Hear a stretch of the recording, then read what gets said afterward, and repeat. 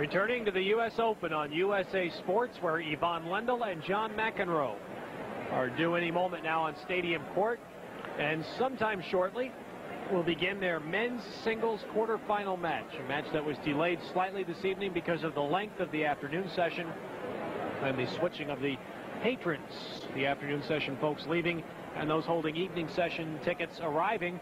And as Barry and I were just gazing up at the stands, the very top row is already filled. And Barry, that's usually a sign this is going to be a sellout. I'm sure it's going to be a complete sellout tonight. And I guarantee you there's some people from this afternoon's crowd that are slipping around here waiting to see if there's any empty seats. You think the worst. I know it's true.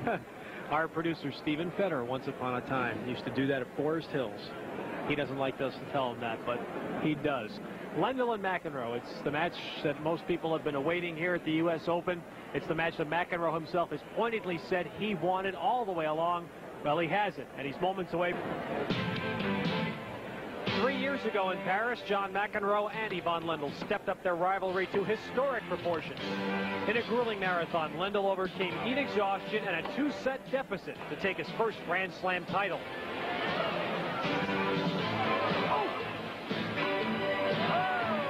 It devastated McEnroe. But Johnny Mac took revenge 3 months later in New York, tearing down Lendl's game.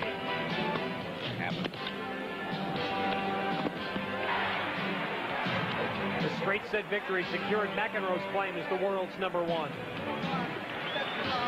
1 year later, it was Lendl's turn. In a ground stroke clinic, Lendl punished McEnroe. His straight set victory leapfrogged Lendl to #1, and he hasn't looked back since.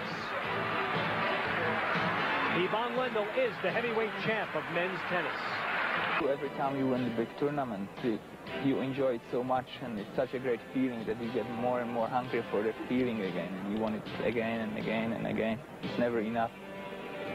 And I know I can beat him. I've beaten him a lot of times, and I've beaten him a lot of big matches, and he knows he can beat me, so it's going to be I think it's going to be a great match. One of the great rivalries in tennis history resumes tonight. Lendl versus McEnroe next on USA Sports. And we're awaiting the appearance of the players on center court. The lines people have assumed their positions. The fans are ready. And all we await now are the gladiators, Lendl and McEnroe. Well, it's a very special moment, I think, for spectators in particular, because they're all excited about what they're going to see, and people that are coming to this match tonight, Ted, I'm sure have seen, a lot of them have seen these two guys play before, so they're all remembering certain moments in their great battles in the past. But there's always something special. It's kind of like a heavyweight championship fight when you have two of the best players in the world ready to square off. There's just those few moments before it happens. It's great anticipation. It's interesting, you know, it brings up a point that Frank DeFord mentioned moments ago. McEnroe's conduct, as we saw Saturday, indefensible. But there comes a point when you separate McEnroe's conduct from McEnroe, the player. That's the most difficult thing for us, I think, for the fans as well. But most people here come to watch McEnroe, the player, don't they? No question about it, although obviously what Frank said was very succinct. I had a call last night from a very good friend of mine in Mill Valley, California, who has been one of the all-time McEnroe fans for years. Susan Card's her name, and she said, "He lost me, Bear, he lost me." And I think what Frank said was really sad, because John has had a lot of great fans through the years, but he lost a lot of fans in the last few days. They're about ready to show up, I think. That's what we understand, is that Lendl and McEnroe are in the tunnel awaiting their appearance, and it has certainly been the talk of the town here the last 3 days. McEnroe's fines and pending 2-month suspension for his behavior against Sivjanovic here on Saturday. All of that right now, though, is forgotten as McEnroe takes the court with the world's #1. No love lost there. No love lost, and you know what the way the situation is at present, you just wonder how many more times the fans of tennis will get a chance to see these two square off against each other. This could be perhaps one of the last times. You just never know. As we began to allude to earlier, they did meet for the first time in quite a while last month in Stratton Mountain, Vermont, in one of the warm-ups for the Open. McEnroe won the first set in a tiebreak. The second set was even. When rains came, the match was suspended and has yet to be completed. McEnroe swinging 2 rackets. He is definitely stringing the rackets tighter these days. Says that with a little tighter string job, he gets more punch on the volleys. He was way down there at around 40 pounds pressure. There you see him trying to figure out which racket to start with. Always a tough choice. They should be pretty much the same tension, all those rackets. It's interesting to look at the fans, so many of them crowding down on the walkways, trying to get an up-close glimpse of the players before they're shooed back up to their seats. John kind of has a ritual that he goes through. He swings a couple rackets like that before each match, and he looks ready to me. And he's hoping that this crowd will be for him tonight, and hoping that this could be a night when McEnroe reclaims his place in the top of the tennis world as he gets his crack at the #1, Ivan Lendl. We'll have it in a moment. Well, Ivan Lendl and John McEnroe now warming up on Stadium Court. McEnroe just introduced and receiving and eliciting a large cheer from the crowd. Again, it's a crowd that McEnroe hopes he didn't turn off by his poor conduct on Saturday. McEnroe, 28 years old, now making his home, or at least part-time, out on Long Island in Cold Neck. The current ranking is #9, but he knows that a win tonight could vault that considerably back towards the top. And he makes no bones about it. That's why he's playing again. He's not playing to be 9. He's playing to be 1. Mixed emotions there from this crowd. I heard quite a few boos, but they have calmed down slightly from the last time he walked out here, which was the time after the big incident. And so perhaps John McEnroe has gained a few fans back. We'll find out tonight. Perhaps the only player to whom the #1 would take a back seat in terms of interest and fan appeal is McEnroe, Ivan Lendl, who's now virtually a New Yorker, living just about 35 minutes from here in Greenwich, Connecticut. The #1 player in the world, 5-time finalist here, the last 2 years as champion. Well, and Frank DeFord put it very well. This is his place. He's won this tournament for the last 2 years. He's comfortable on this center court. This surface, perhaps one of his best, if not his best. And so Ivan Lendl feels at home here. McEnroe, it is his home. And we have all the ingredients for a super match coming up. Looking at the series, there's the overall meeting. McEnroe leading 14-12 and head-to-head. Stratton Mountain, again, we mentioned to you, that was just last month. McEnroe winning a first set tie break. Then the second set suspended due to rain, and it was a final that could not be completed, may never be completed. And I'm sure that match is very, very important to both of them right now. McEnroe feels that, no question, he was ahead in that match and winning, even though the second set didn't look that good. And I'm sure as they walk out there tonight, the memory of that match is very clear in their minds. Mary Carrillo has headed back up here to the booth, and Mary, you were down there. What's it like? The atmosphere seems pretty tense to me. It really is. I mean, this is the tennis event of the year, it seems, the way the people have been flocking in. There really is an awful lot of energy, not just on the court, but certainly all around it too. It looks packed. I'm not convinced that everyone's going to find a seat tonight. I think there have been a couple of stragglers who waited around trying to stick around for this match. I said earlier, Mary, that I felt for sure some of those afternoon people have gone and hid in the tunnel somewhere so they can sneak back in here and watch this great match. Hard to get 20,000 people out and 20,000 people in about a half an hour, but they've done a great job here. There's no question that this stadium will be totally sold out. 20,633 people. It's going to be a tough ticket. Saturday's usually the toughest ticket of them all. You get. But I'll tell you, you can't beat this day for tennis. No. And this has been a Saturday. This is. Saturday came early at the U.S. Open this year. You've had the top 3 men's players in action today. Edberg 2, Wilander 3 playing this afternoon. #1 Lendl tonight, along with Connors and McEnroe, the top 2 Americans. And you have had the top 3 women's players in the world all playing today. Earlier today, if you've just Ladies and gentlemen, this match will be been away and you've come in and joined us, Mr. Lendl won the toss. Chris Evert was eliminated by Lori McNeil in 3 sets in the women's quarterfinals. That was the only surprise of the day. Ladies and gentlemen, please take your Ivan seats, Lendl please. won the coin toss and has elected to receive service from John McEnroe to begin the match. Very smart play, because As we said earlier, it's tough to warm up in 5 minutes, especially in the evening, as we look at Jerry Armstrong from Great Britain, who will be the umpire. And I'm sure his heart's pitter-pattering a bit. Any umpire that walks out there with these two guys. Does an umpire before a match like this get instruction, help, guidance from anyone? Not really. By the time they get to this stage, Ted, they're ready to go. They've had a lot of experience. I've watched umpires actually loosen up before they get in that chair. They start following the ball. They warm up just like the players do. You know, they're watching calls, and we are about ready to roll here.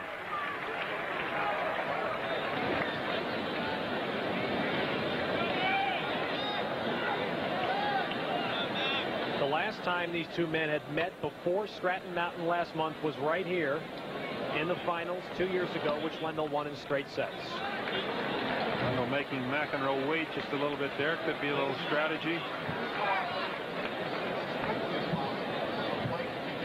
They've only played twice in the quarterfinals of a tournament before. That once was here in 1980 and once with the French in 81. McEnroe to serve. Quiet, please. I guarantee you they're going to have some problems with the people milling around here, because it's going to take another half hour before everybody settles down. And at 8:20 Eastern time, we're ready to play.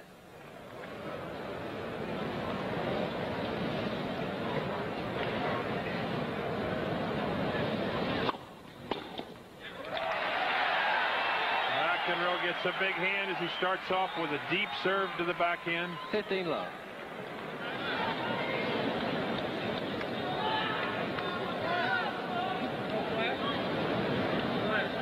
Ladies and gentlemen, please, no flash photography. Thank you.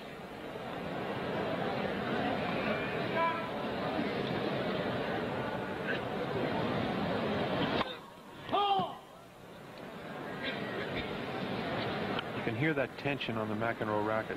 Much tighter strung than it was a year ago.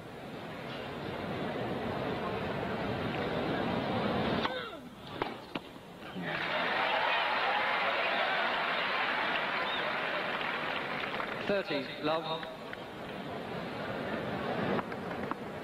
Earlier this week, McEnroe said, "I feel like I'm capable of playing a great match. It's just that I haven't gone a whole tournament playing great."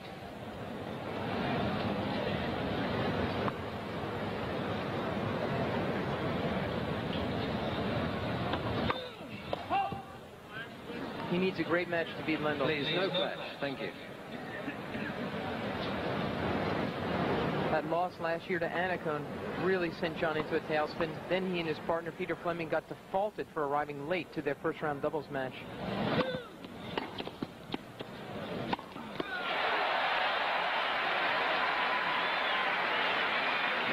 Who do you think they're pulling for?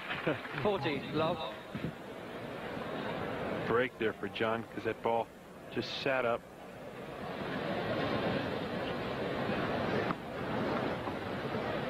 The only #1 player in the world that can be an underdog. Always seems that way, doesn't it, with Ivan Lendl?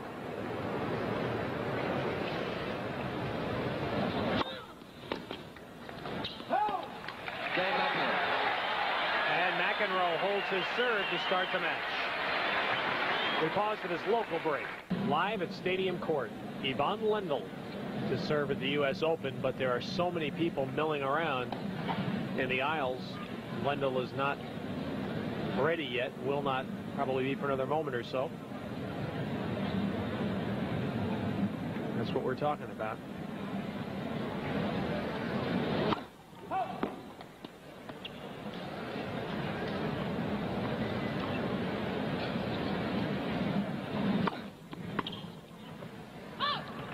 McEnroe immediately starts off trying to hit the return. 15 love.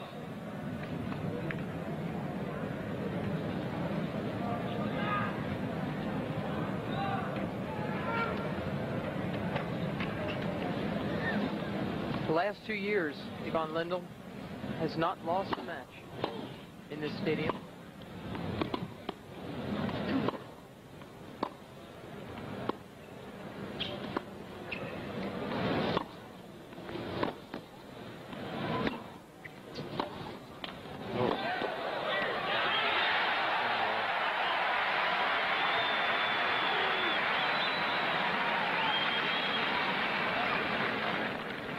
15 all. There could not be a better climate for an upset for John McEnroe. It's a night match where upsets tend to happen. The night people really come out after John. These guys are all pumped up for him. He's played himself into form. And he looks very sharp in these first few points, especially that forehand he just hit down the line.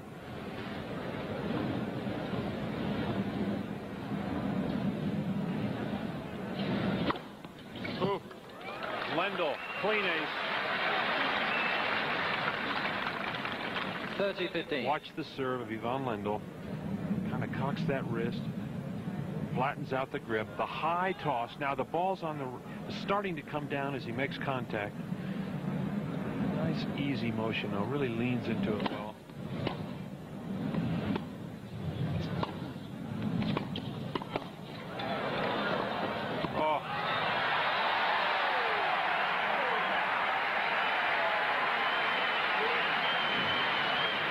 We are off to a flying start here. A great point as McEnroe really hits that forehand. Lendl almost with a passing shot. Ivan on the full run goes for the winner cross court. McEnroe lunges, hits the volley into the open court.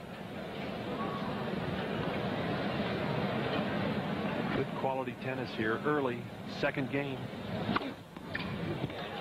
Second ace for Lendl.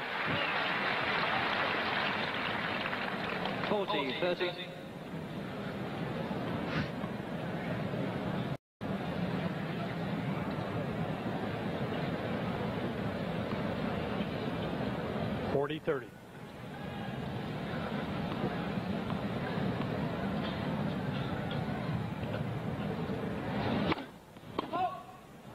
Jimmy Connors in the semifinal, waiting for the winner of this match. Think you'll watch this tonight? Oh, Game Lendl. 3 aces in this game. And that went on a second serve. That was a second serve, wasn't it? Yes. Didn't look like one, but it sure was. Sure didn't. I wonder what runs through Lendl's mind when he comes out here to play, and he lives here, and he's a champion, and he's the underdog to the fans. I mean, the knowledgeable tennis people don't consider him an underdog, but he comes out here, and everyone's rooting for McEnroe.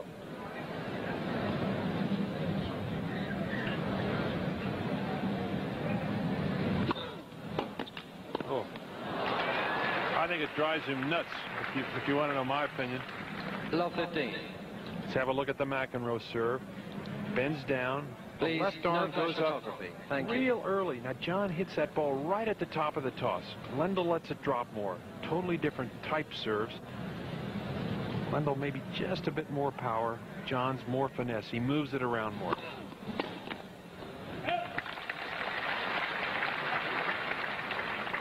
$15 all.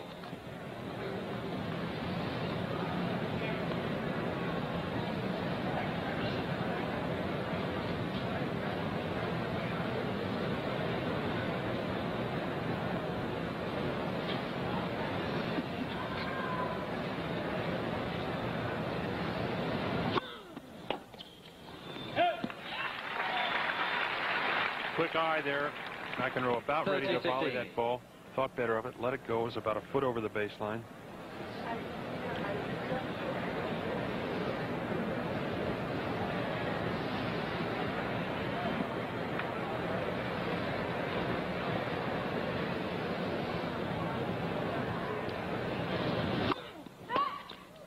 First service.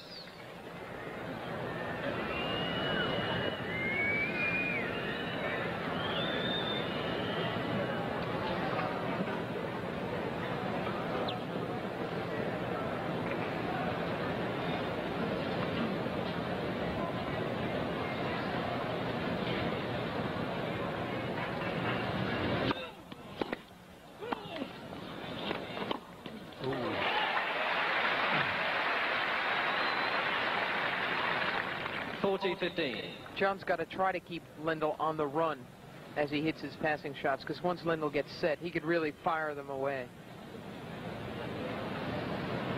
It's not easy to keep Lendl off balance. 40-15.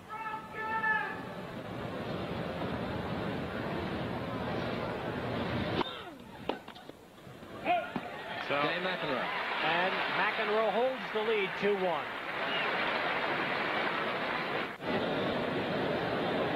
Well, the U.S. Open tonight has turned into one big party. I mean, this is a typical New York top-shelf sporting event. Ushers, gates, please. this place is fast filling up. You can see the folks just pouring in here. It's overflowing. There's no way there are enough seats for all these people. Look at this crowd.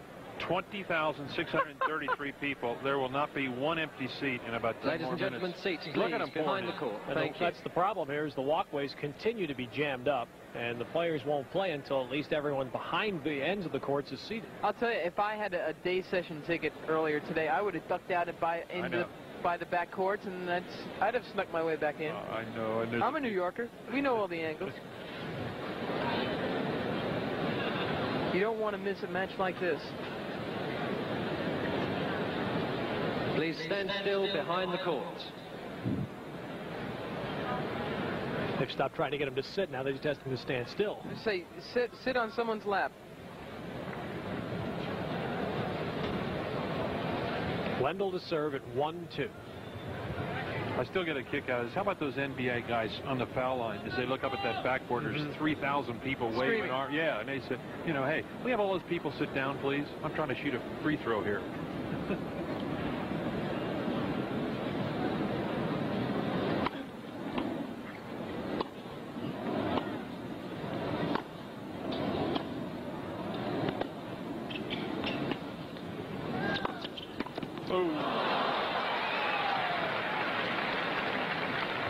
McEnroe did exactly what he wanted to there, except I don't think his approach shot was quite as deep as he would have liked. Lendl drilled a good passing shot, and it dropped.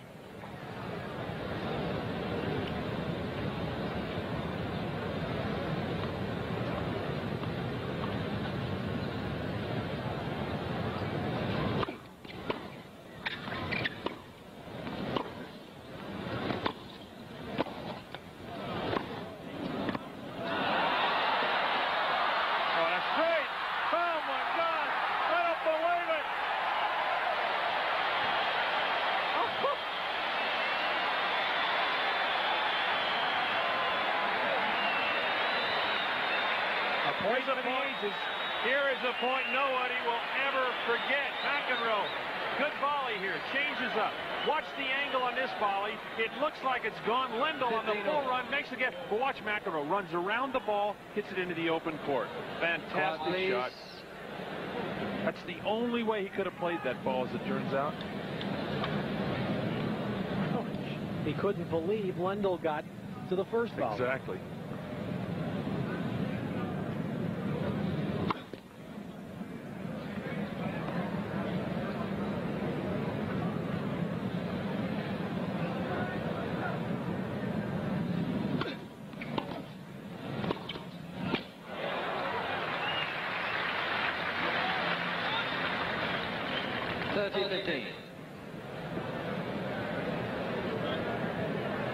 McEnroe again bothered by a flash to his left.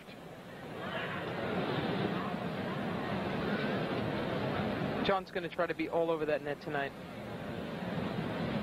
He's just going to come in on everything. That's the way he used to be, Lendl.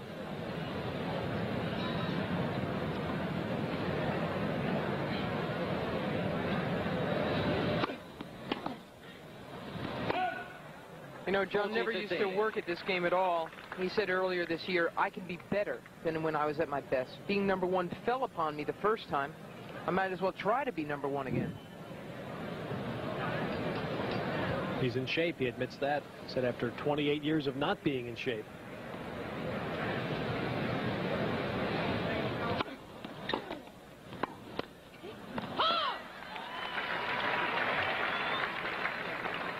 .30.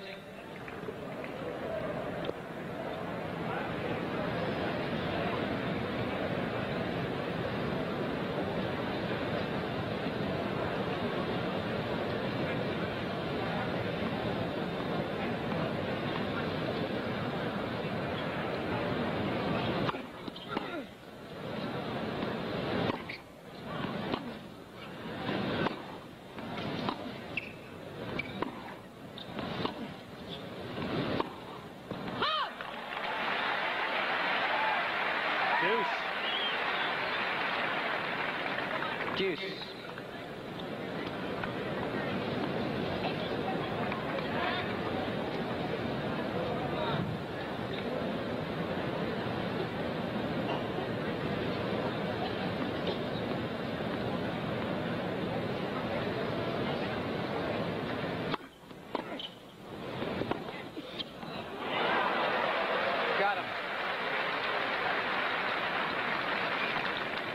Advantage Lendl.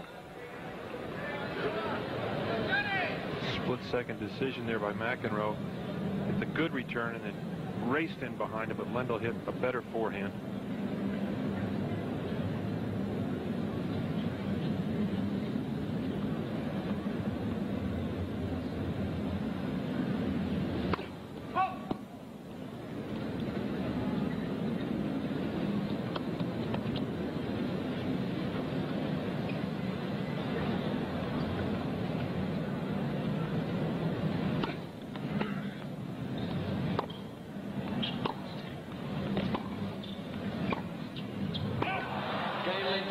And Lendl holds. 2-all first set. 2 games all. Speaking of McEnroe's overall situation, didn't you say in 1984 he arrived here about 20 minutes before the final? That was in 85. 85? He said Reached his all-time loose. he said, yeah, that was the absolute worst. You know, he had gone to the absolute limits of sloppy habits, he said. In 1985, when he lost to Lendl, he said, I showed up 20 minutes before my match against Lendl. That was in 85. For the finals of the U.S. Open. And as a matter of fact, that's when Ivan Lendl won his first U.S. National Championship. John won his first U.S. title on this day, September 9th, back in 1979. He's won it 4 times in all.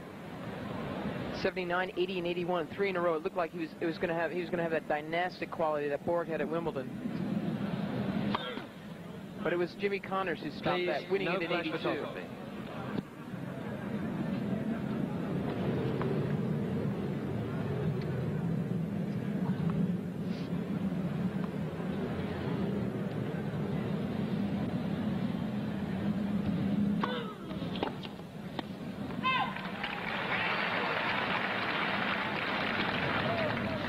Love.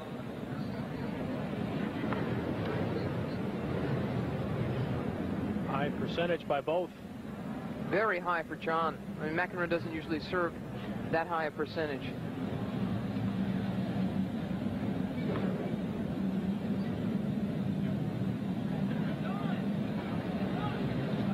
More flashes. Please, behind the court, no flash photography. Thank you.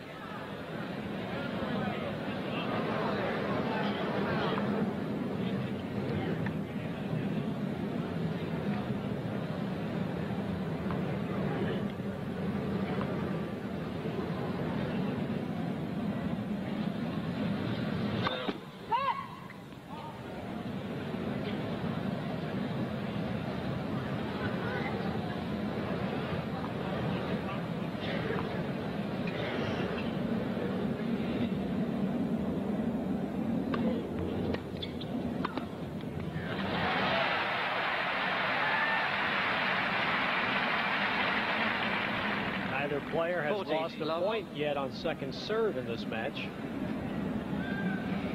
That's a high-quality statistic right there.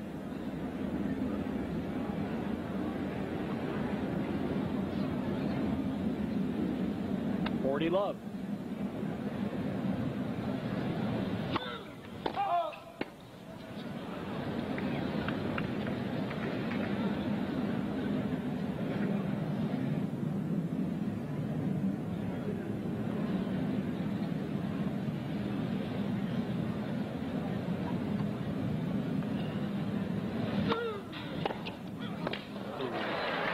Oh, it had to happen sometime. That was a big forehand that Lendl won on. 40-15. Talk about one of the biggest weapons in the game today, the Lendl forehand. Watch how he gets that racket back. Just smashes over the ball. Strong wrist. Great hips. Good hips and shoulder action.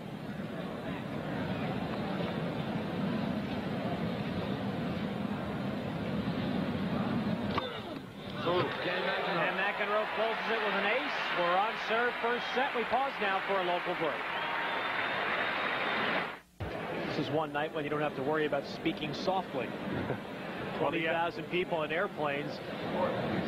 We've been here for nearly 10 days, and the atmosphere tonight is totally different. It's electric. It reminds me of something Jimmy Connors said about John. Ushers, please. He said, Connors Hold said, the people there. I feel honored that I've had major rivalries with 3 great players in my career. One was Borg, one was Lendl, and one was McEnroe. I respect McEnroe as a player and as a competitor. Whatever people say about him, deep down they know he's been damn good for the game. He's done as much to make it popular as anyone. James Scott Ladies Connors and gentlemen, talking. please, behind the court, stand still. And I don't think anyone else could could pack the house like this. Right. Not even Connors. And we see Samantha Frankel, Lendl's companion. We mentioned earlier during the Connors match that McEnroe admires Connors for being able to play the game at the age of 35 without the need to be number one, but to still play at a high level just because he loves the game. Thing is, McEnroe and Connors, they weren't always buddies either. Right. They really still, weren't. please. But somehow old enemies become old friends. What we're waiting for again are people. There are simply too many people moving and in the walkways, Quiet, and the please. players will not play until there is no movement, at least in the areas around the court. Good luck, guys. Ushers ought to get a little overtime or See what double happens. time tonight. These first time, a lot of New Yorkers who've never come to a tennis match before, they say, hey, I can get up and go out when Gary Carter's batting. What's the deal here? Please stand still. Thank you. That's another thing John always said, which was true. He always felt that he brought out players who weren't tennis fans. They came out because of who John was. Please just take a seat on the steps. Thank you. Well, I think Connors has that appeal too, Mary. A lot of people that never thought of tennis have heard of Jimmy Connors, and they're going to come out and watch him.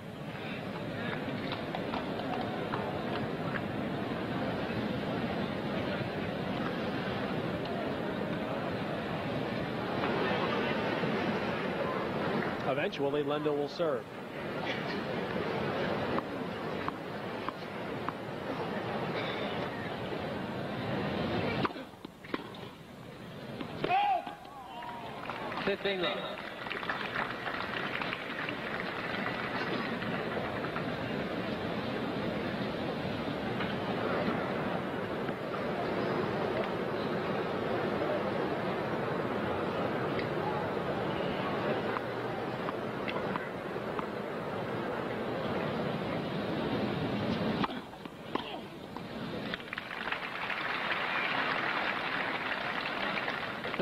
Love.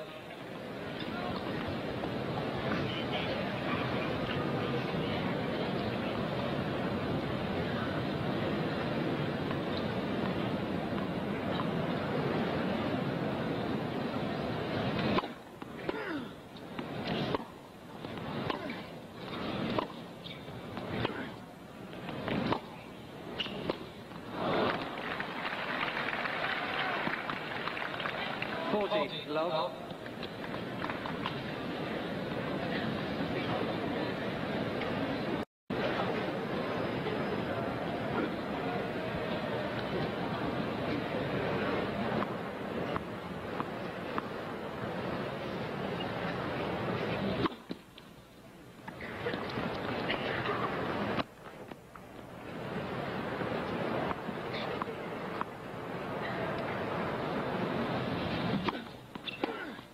Game Lendl. Lendl holds at love, and we're at 3-all in the first set. 3 games all. And you know, at this stage in a set, you win an easy game like that on your serve, and it kind of gets your spirit going, because now Lendl is totally rested. He's ready to receive serve on McEnroe's serve. Hasn't expended any energy in that last game on his own serve. I'm sure that might help him slightly right here. He had to be a little tight anyway, walking onto this arena. This is like the old Roman Coliseum, and everyone's staring at Lendl, and they've got their thumbs down. Well, he received Mary in that first game, and he just got blown right off the court. 4 good points from McEnroe, so he's eased his way into this match right now.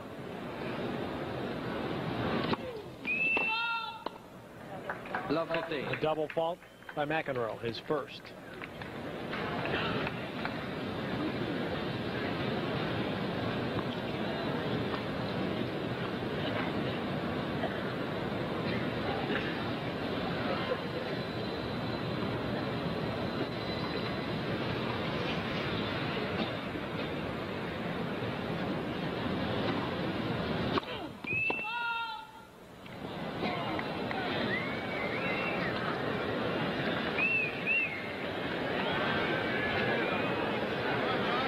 He didn't like the way Cyclops was calling his serves against Slobodan Zivojinovic 2 rounds ago.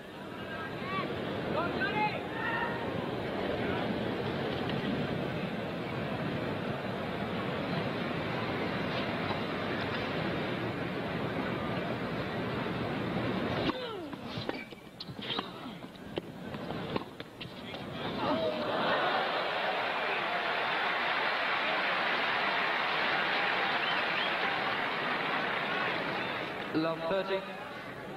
This has always been one of Lendl's good weapons, the topspin forehand lob. Watch him run around it here, waits for McEnroe to make the move, and then just flicks it over John's head. Watch this shot again. Lendl quickly back, senses the opportunity. Look at the roll on that wrist. Quickly up, and then that ball is going to drop down. He knew he had that shot. Love 30.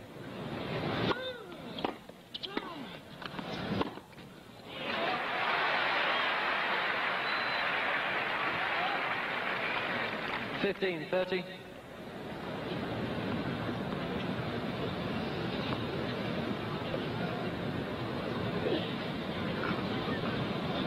First real test here for McEnroe. In trouble.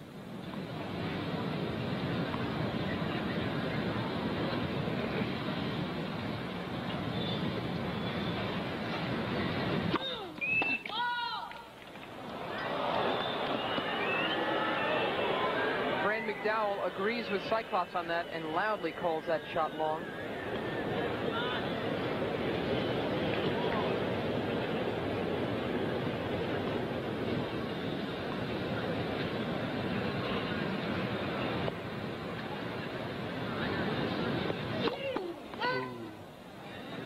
Ooh, he was lucky to get a lead. I'll tell you what, there's Mary Kempfer who called a lead on that, but Lendl thought that John's ball bobbled out. It looked like that ball might have hit the net and gone for a double fault. No call. Second serve.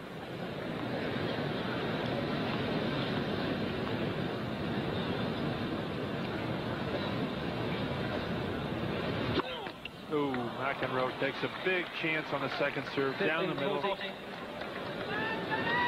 Second double fault, and we get our first potential break of the match. Lendl with 2 break points.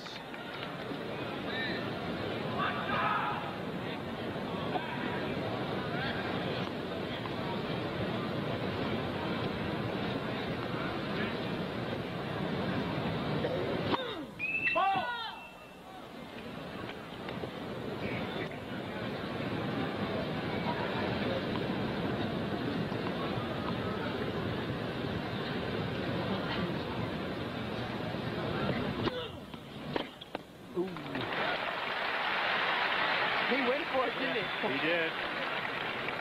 30-40. Didn't miss by too much either.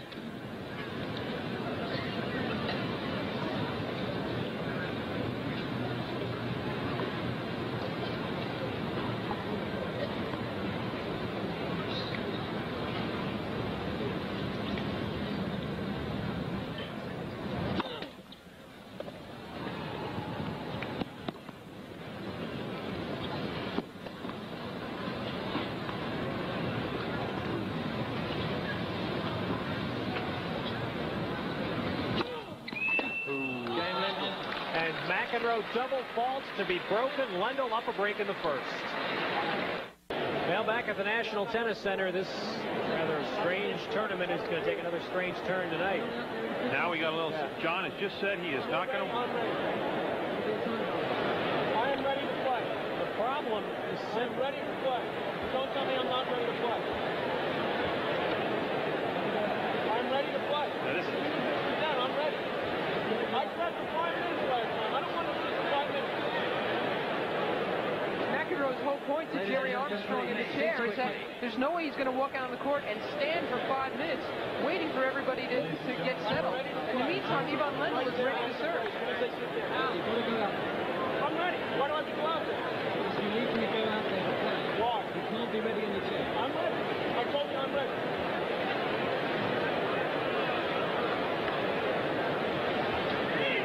Here's the question that Jerry Armstrong is facing. He's got the clock on John. Right. But you know, the question is, should you clock him, John, to say, hey, it's not like I'm not ready. Or It's just that the fans aren't ready. Well, I'll tell you what, the burden here is going to, in large part, fall to the National Tennis Center. They're going to have to get some security folks out here and keep the aisles cleared, because right now there are more people in this stadium than there are seats for them. And that's the only way they're going to keep the match moving.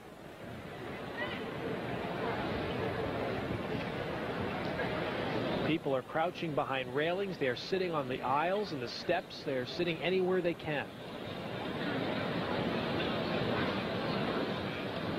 McEnroe, of course, is probably more upset about the fact that he double faulted away a game. 2 double faults in that crucial 3-all game. That really hurt him, and his percentage has dropped from 80 to 50 first serves. That 90 seconds supposed 90-second changeover just went 3 minutes and 25 seconds.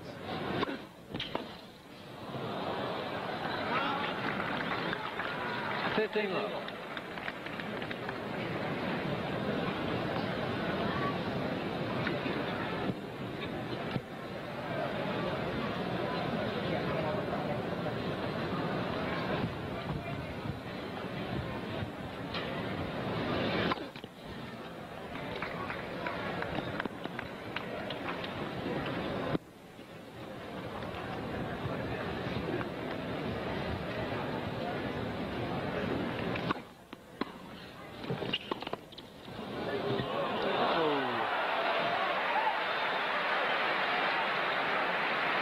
Lendl stung John again with that topspin lob.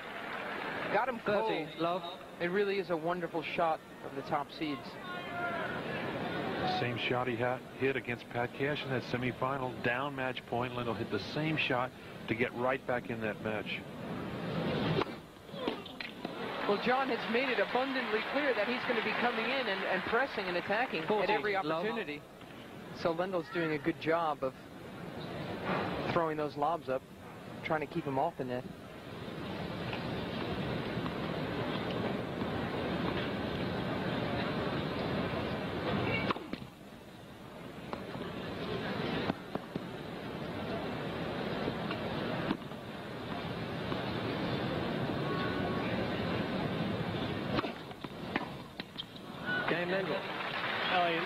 Rather disturbing pattern for McEnroe has developed here, in that Lendl has won his last 2 service games. Lendl leads 5 games to 3. Which, as we mentioned, gives him that little bit of extra rest. He can prepare for this game now. He'll swing very freely in this service game. Why not?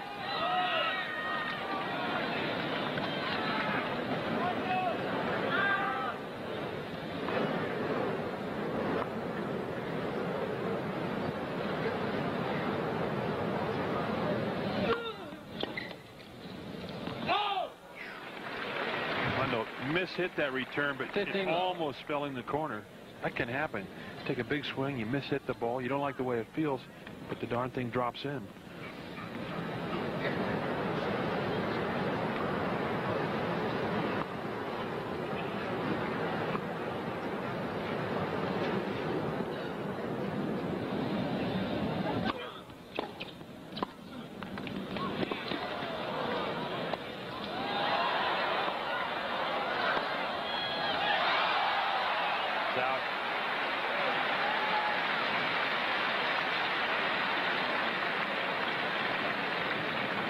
Good recovery here. McEnroe barely gets his racket on this overhead. Lendl quickly in.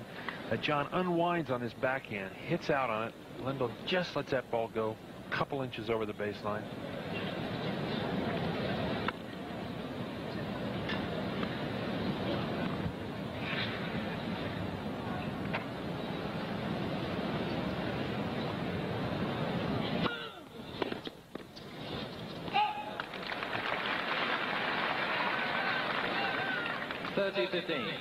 It's kind of reminiscent of the Connors-Gilbert game and the length of points, isn't it? These points don't last very long.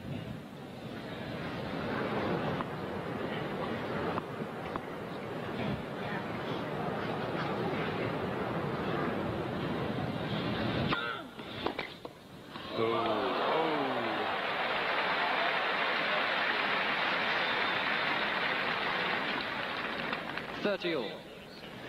Lendl hits this ball way out in front. Gets the great angle. Look where he makes contact with that ball. Perfect form.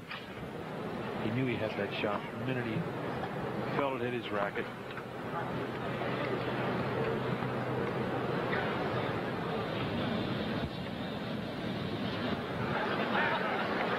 Please, the TV booth. Thank you.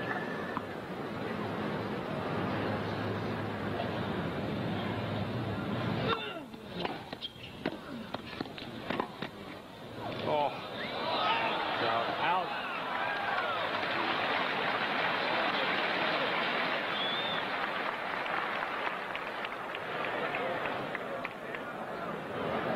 .30.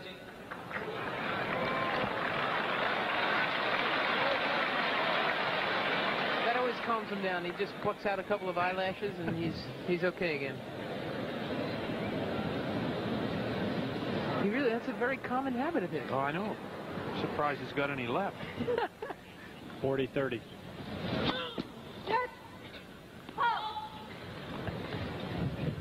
They must grow back in very quickly. Did they regenerate?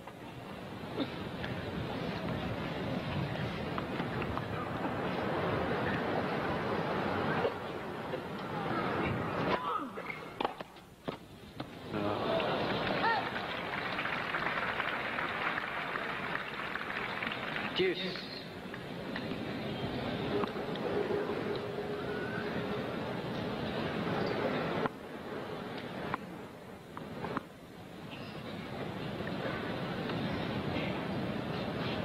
Lendl always carries a bunch of sawdust in his pocket. I thought sometimes, Mary, that it was sawdust that he was trying to get out of his eyes or whatever. Missed big on that first serve. Last service game, John double faulted twice.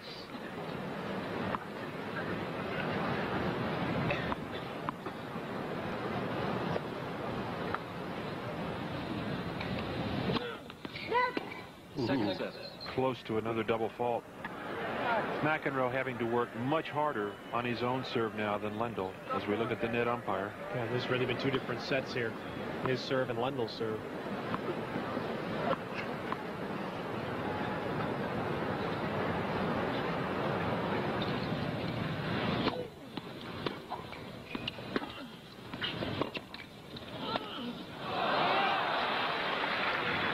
And the miss now gives Lendl a set point.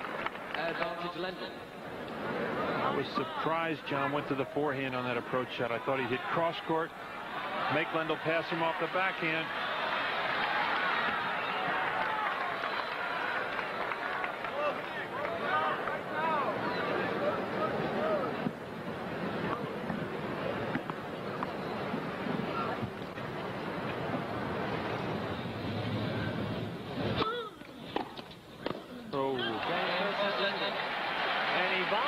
Breaks to win the first set, 6-3. Hot news, hot news, hot news. Procter Silex has hot news for coffee lovers. Little Drip, the automatic drip coffee maker with the all-in-one design. Hot news, hot news. Little Drip has thermal action, which brews drip coffee good and hot, and keeps it hot and fresh 45 minutes unplugged. Hot news, hot, hot. And the all-in-one design makes Little Drip easy to handle and store. Little Drip from Procter Silex. It's hot news. Hot, hot, hot news, hot news. This car has been the world's best-selling car 5 years running. And for less money than leading Japanese imports, you can get this car with more features, like a 6-year, 60,000-mile powertrain warranty, air conditioning, power mirrors, and cassette stereo. The result is a better-equipped car that still costs less. Ford Escort, the world's best-selling car, 5 years running. Now get 1.9% financing or a $400 cash bonus on Ford Escort. And tied into our IBM mid-range computer, you can check calendars, get phone lists, even send instant memos. Okay, let's see if anyone's awake out there. How much wood would a woodchuck chuck? If a woodchuck could chuck wood. I'll need specifics. What size woodchuck? What type wood? I got some ideas on this woodchuck thing. Let's do lunch. Why wasn't I asked to head up Project Woodchuck? It works. IBM Office Systems, electronic mail, and a whole lot more.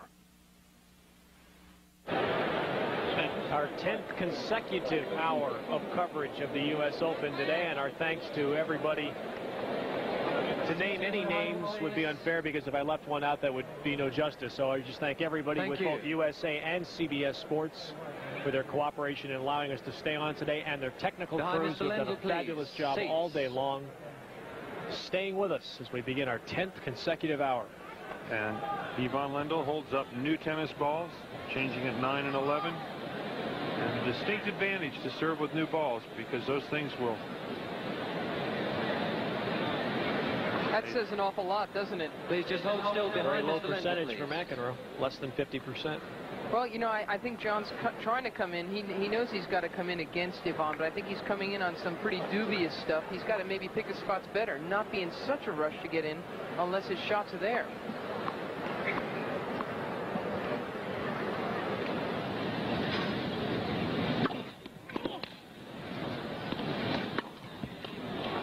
But the big story in that first set, from my point of view, is that this man, Ivan, who started out perhaps a little tight, a little overwhelmed by the task of having to play in front of over 20,000 people, most of whom were cheering against him. I think he's really settled down. He loosened up after those first couple of games, and now he's swinging very freely, very confidently.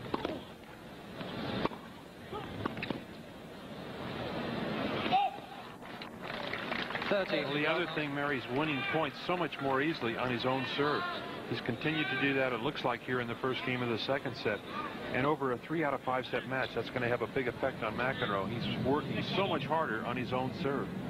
That's something Pancho Segura had said before the tournament began. He said, I think John can beat everybody else, but it's questionable if he'll beat Lendl in a 3 out of 5 set match on cement, the way Lendl is playing right now.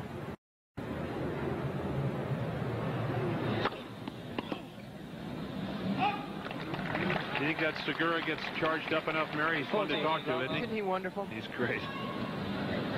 Talk about emotion. He won a lot of matches on pure emotion, Pancho Segura. 40 love.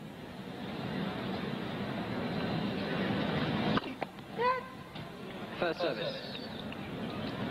The serve was good, but it was a let.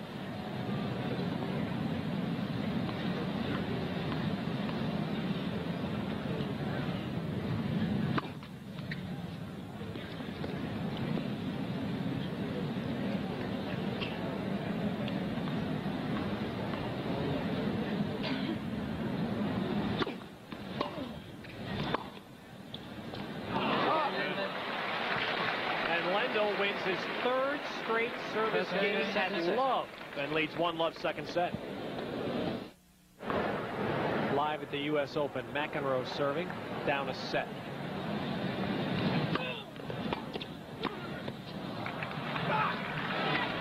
Love 15.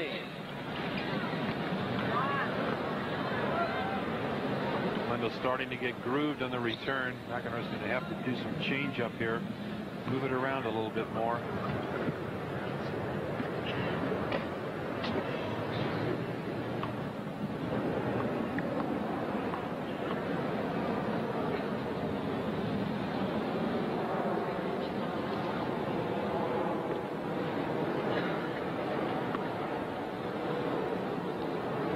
The ushers, please stand still.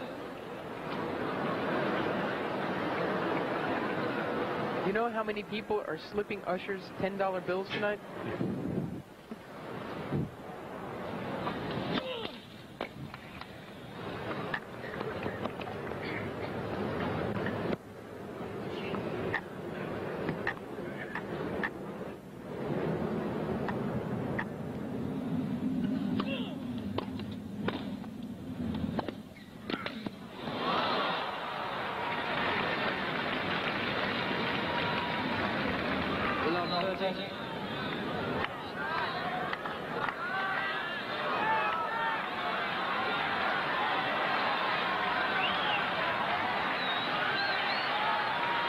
The danger of this for McEnroe is if he doesn't regroup quickly, he could let the second set slip away.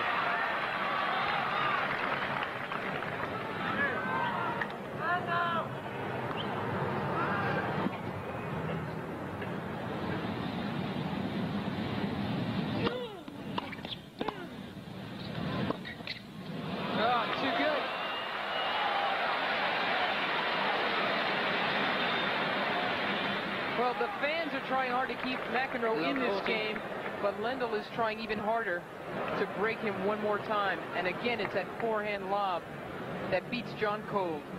He is 3 for 3 topspin lobs. Successful on all 3 attempts, and that is a very risky shot under most conditions. And he has 3 break points.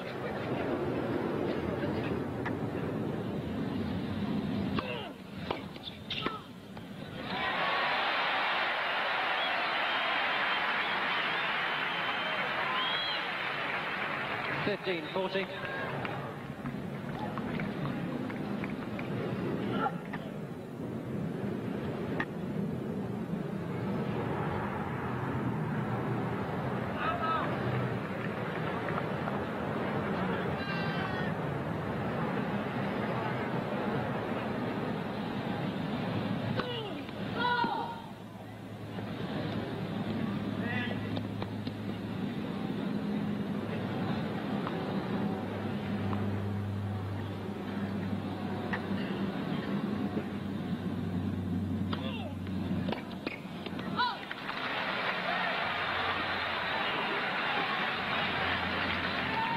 $30-14.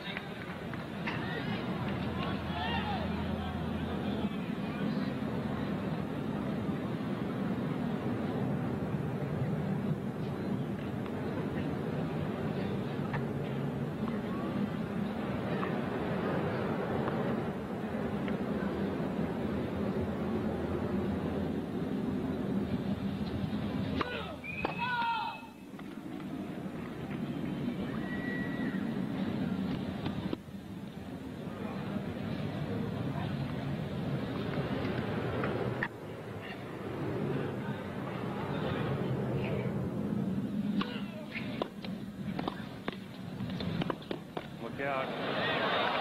Good. That is incredible. And Lendl breaks again to lead 2-love. Lendl, watch this topspin lob. It has become one of the most dangerous shots in the game on the full run. McEnroe thinks he has him, takes a couple steps forward, the ball just inside. Watch this shot again, flips it up, watches it closely. He knows he has it right there. Thank you. He's just putting together a terrific match. And he's up a set and a break in the second.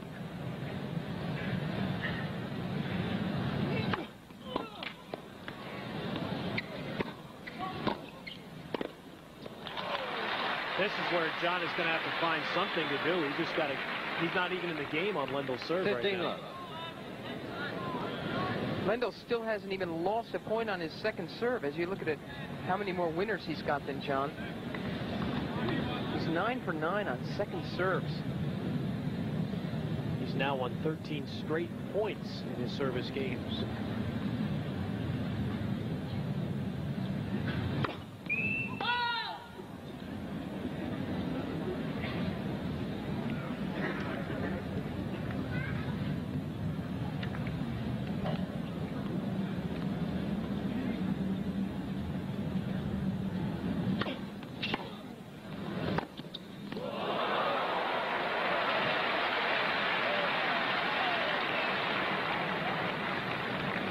Lendl putting together about 6 of the best points you can play right in a row. Watch the backhand now. He just eases into it. Beautiful concentration, high follow through, a clean winner.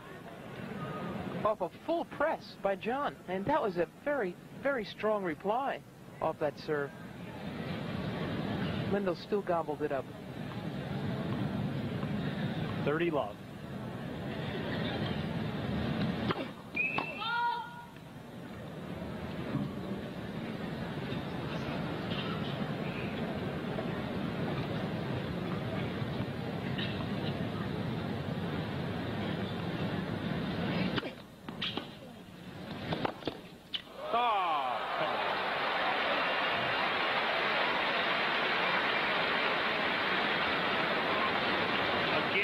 McEnroe pressing him, a good approach shot. Watch this, McEnroe hits it up the line deep, moves in, Lendl just drills it again right down that line. McEnroe's got to be saying to himself, what do I have to do to win a point? 15 straight points Lendl has won on his serve. McEnroe now has backed up way behind that baseline. Smart play. Try and change the rhythm. Fault. Linesman unsighted. My call. There's a chair overrule. Calling a fault. I think it's smart that McEnroe might play back a little bit. You know, he's trying to come in on everything, and Lendl's just been too tough.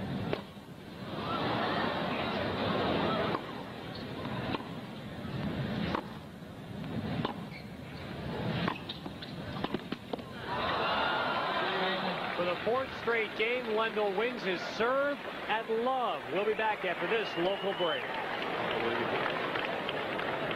One lawyer. We got a long way to go together, counselor. 2 loves. I'd rather have no illusions than broken promises. 3 words. Rage of angels. Come to Clyde's Tire and Brake Service. Come to the king of the road. The king of the road. Clyde's Tire and Brake Service in Gainesville and Ocala are the brake experts. The king of the road will keep you rolling safe with repairs or complete brake overhaul on disc and drum brakes. When it comes to expert brake work, stop at Clyde's Tire and Brake Service. Clyde's Tire and Brake Service, king of the road in Gainesville and Ocala.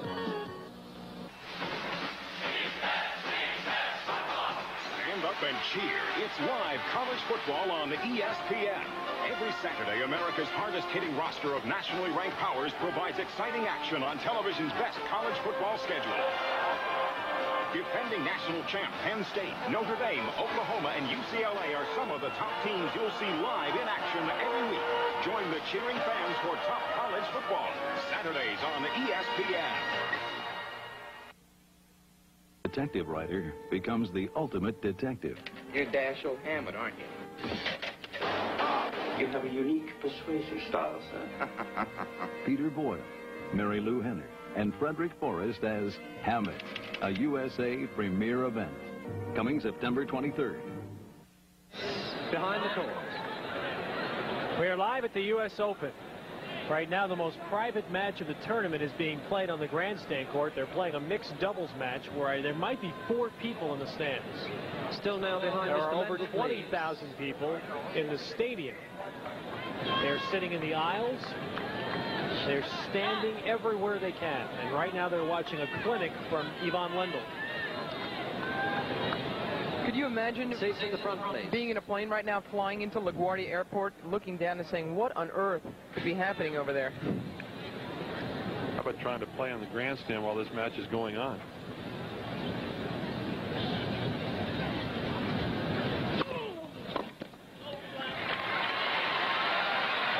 Goes up for McEnroe as he finally wins the point. 15 love, please. No flash photography. McEnroe down a set and a break in the second. No question that Ivan Lendl just played about 10 of the best points in his career as he ripped those backhand passing shots.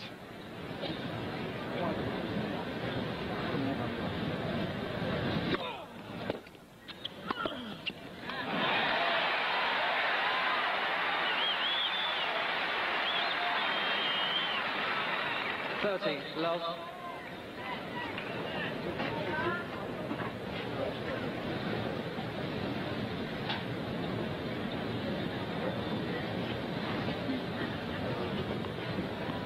Sorry.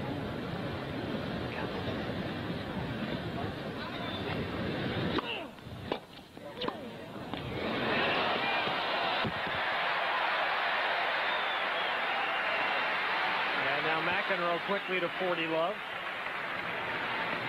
40 love. McEnroe needs this game badly. Good serve deep to the forehand. Great half volley there. Lendl on the full run. Again, moving so well, he almost makes the get on that shot.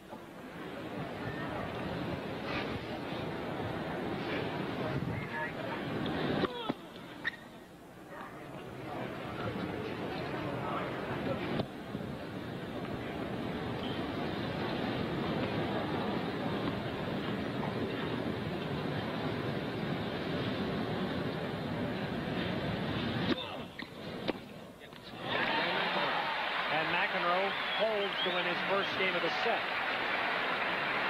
Lendl still up a break after Lendl leads 3 games to 1. He's going to need some more love games like that on his own serve just to conserve energy, because Lendl's been ripping away on his own serve. 4 straight games Lendl has won at love on his serve.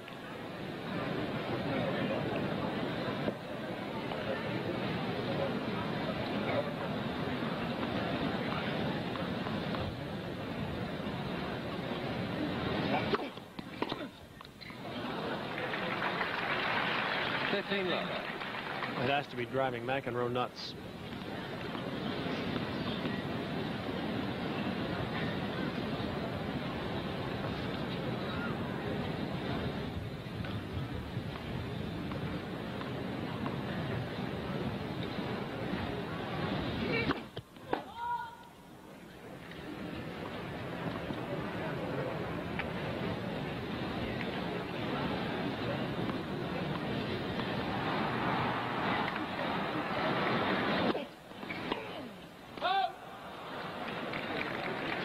Love.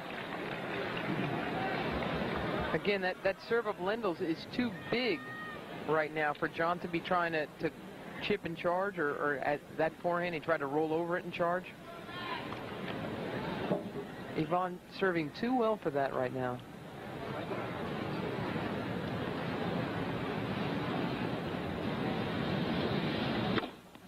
Oh. 4 aces for Lendl. Have you ever seen him play this well, Barry? It's the best I've seen him play. The best streak of games that I've ever seen him play. Thank you.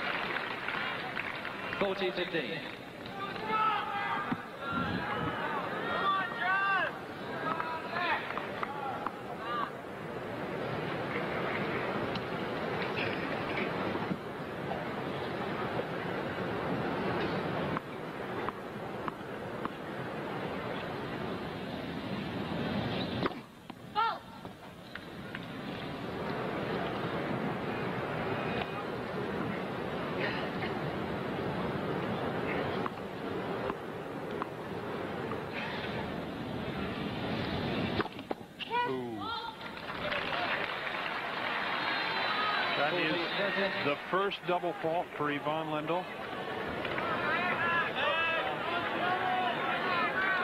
McEnroe has made a dent in Lendl's serve. He's not happy about it.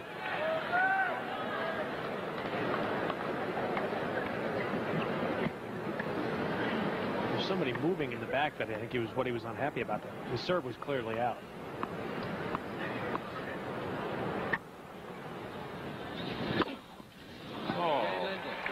But he comes back from a double fault with an ace, and Lendl leads 4-1 in the second. The electricity of New York is here at the National Tennis Center, but all the high voltage has been generated by Ivan Lendl tonight.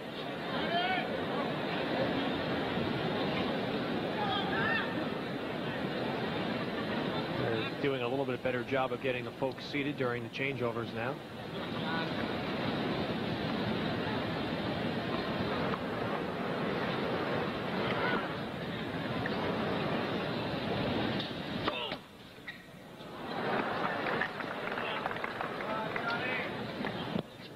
I can't believe that gets laughs. I've got a real problem with that.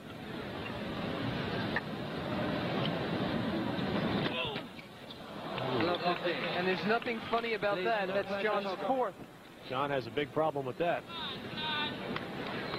Well, when he double faults these days, 90% of them are going into the net, which makes you think that that toss is not quite as high as it should be.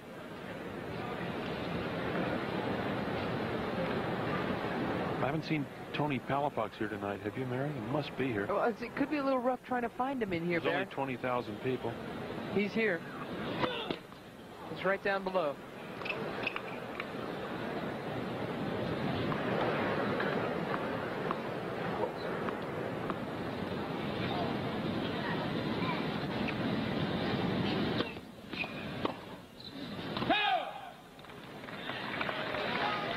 15 all. McEnroe takes a little extra practice on the serve there. One of Lendl's few errors of the evening.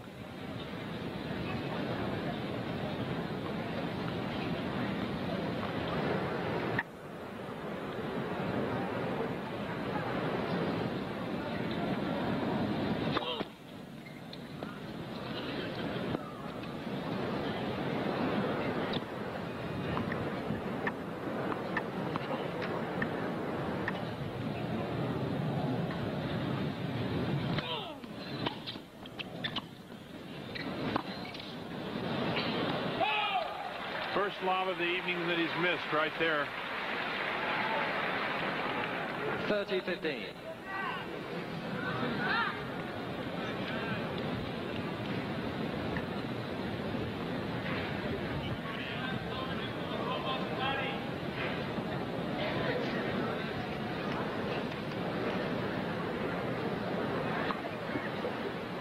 The raucousness of the crowd has settled down quite a bit with the superior play of Lendl. Oh. 30 all. A huge collective awe, though, when McEnroe missed that one. I think they're so quiet because they're giving John all the silence he needs to try to hold his serve here. Otherwise, he'd be down 5-1. And they know that this night would be short.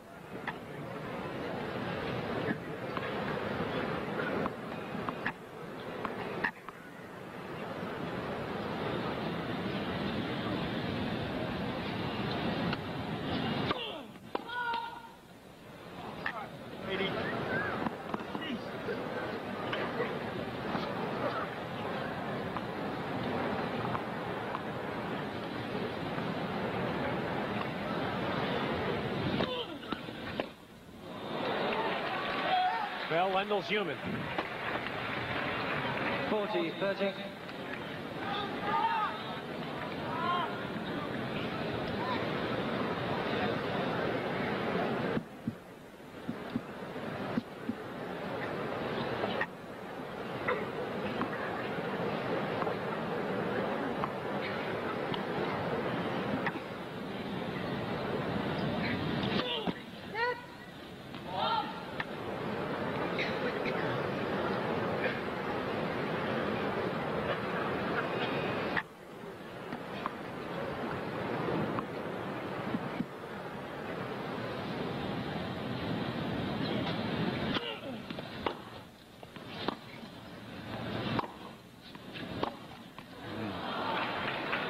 Deuce. With a deuce. Backhand error on a game point of a game McEnroe must have.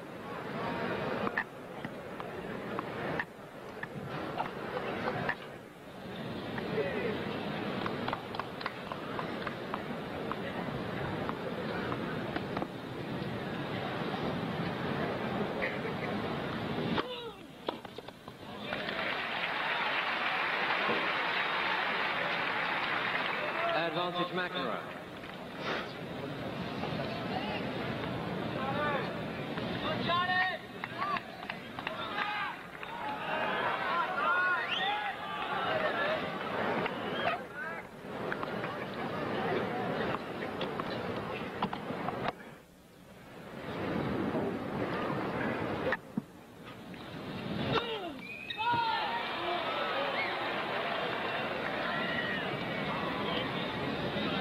It was on the center line, but long. It's an interesting contrast. One linesman calls it good, the other calls it out. And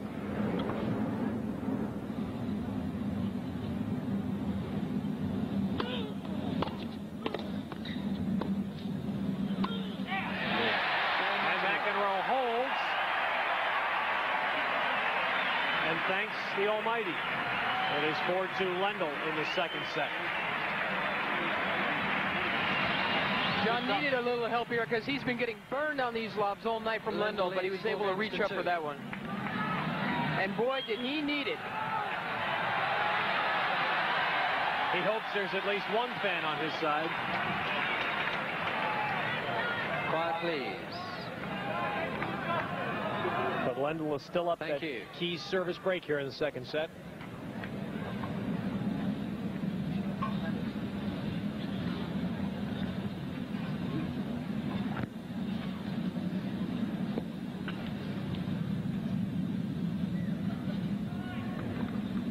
McEnroe now walking away as a plane flies overhead. Very few planes today, actually. It's been relatively quiet.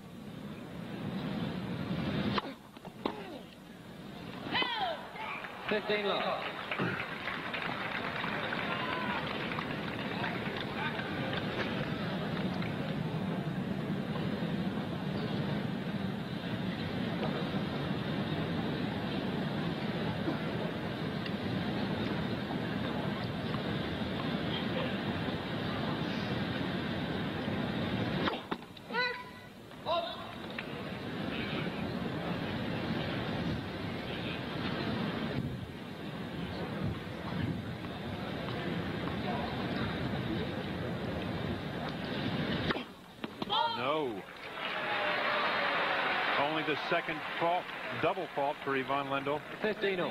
But it comes at a great time here. It gives McEnroe a chance to possibly get back in this set. He has to break right here. This is the second game in a row where Lendl has given John just a little bit more air to breathe. John's got to capitalize here.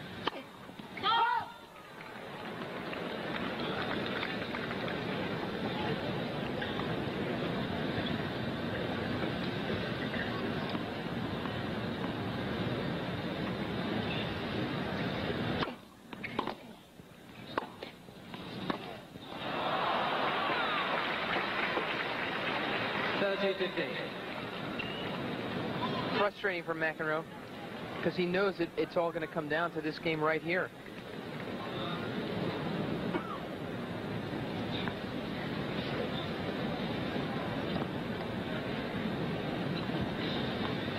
Ivan can play a much more relaxed game than McEnroe right now.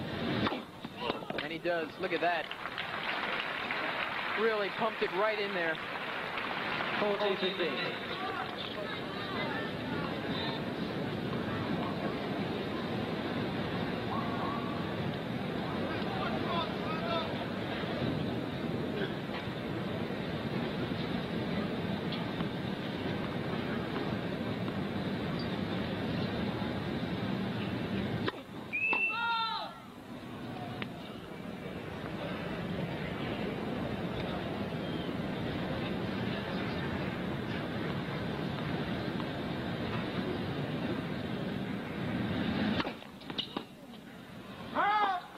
And Lendl holds the lead 5-2 in the second set. When I play with Prince, my game is very natural. I think my topspin backhand is my best shot. Right now I'm working on my volley.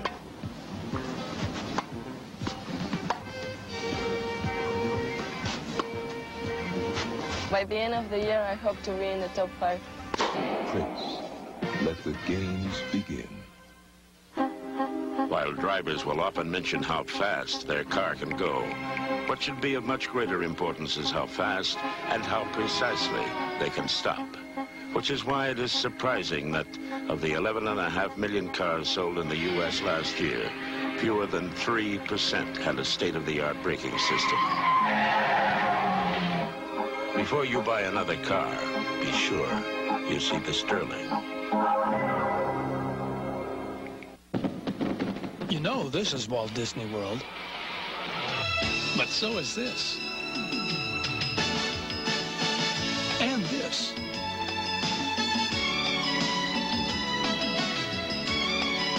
Walt Disney World. A vacation within a vacation.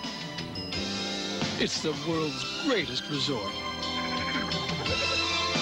This is the year to see the world, Walt Disney World. Ted Robinson, Mary Carrillo, Barry McKay back at the U.S. Open, and watching this tonight, you can't help but be reminded of a quote that Lendl made earlier this year. He said, even though John McEnroe has So much touch and talent. Guys are overpowering him now. And Lendl sure is. That's been the whole story of this match. Something else Lendl said to Tiriac.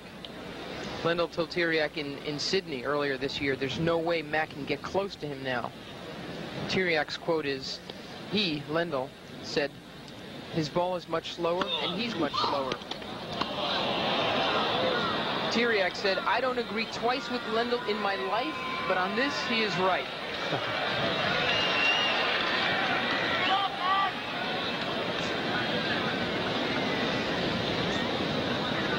Jerry Armstrong, our chair umpire.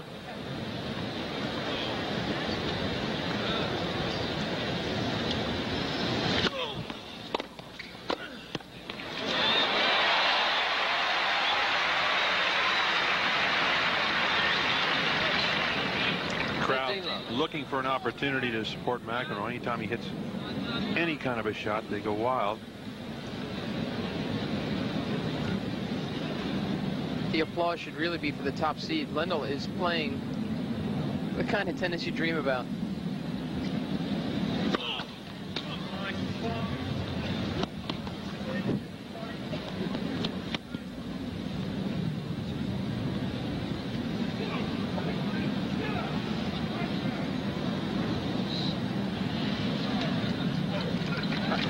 A fan has just been chased out of the stadium by one of the ushers. And John wants 2 serves.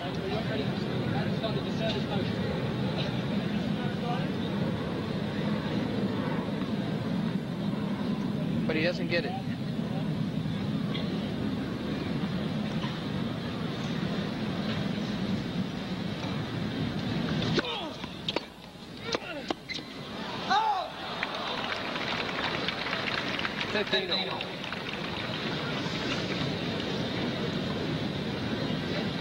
You're in a real quandary if you're John McEnroe. You want to keep your service percentage up high and serve big, but if you miss it, you run the risk of facing a huge Lendl return. Lendl's returning about as well as I've ever seen him return. Low, hard, consistent.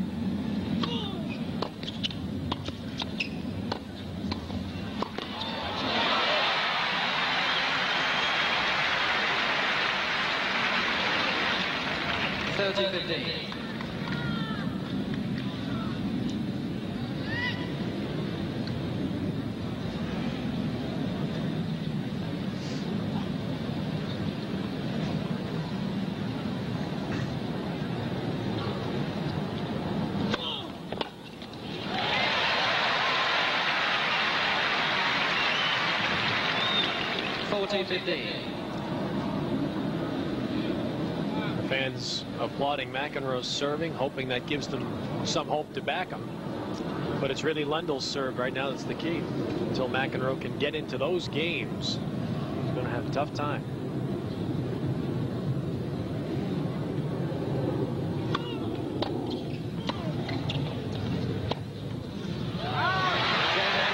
No, McEnroe holds, but Lendl will serve for the set.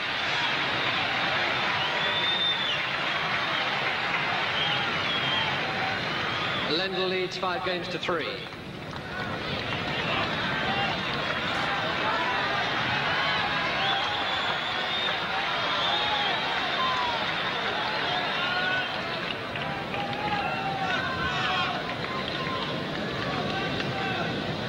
The scores look pretty desperate for McEnroe, but really, he's just a break away. Just a break. The way Lendl's serving, it's a pretty tough task.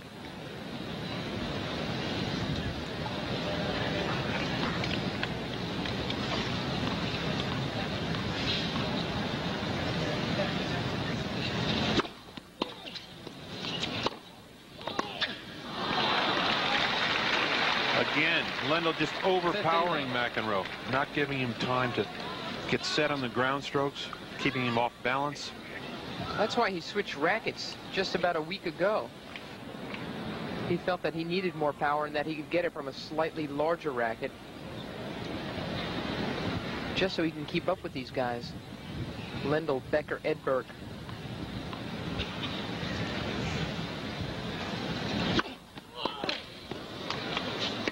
Ooh.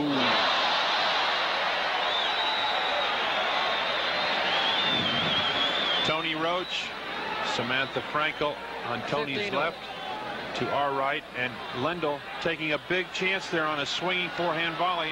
He took his eye off that one, Barry. It was a little too easy.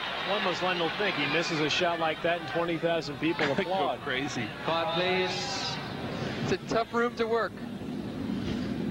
He's been hearing that kind of action for the last 5 years out on this court.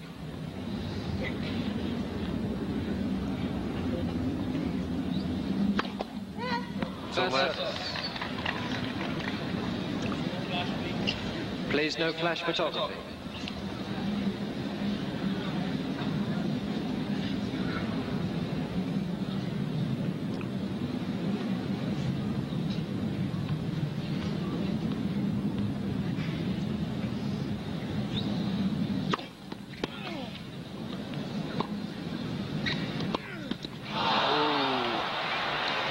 Huge point from McEnroe there. That was not an easy ball. Not that difficult a ball, I should say, for him to come in behind. Really, he just stood straight up as he hit this, and that's what caused the error. Lendl now just 2 points away from a 2-set lead.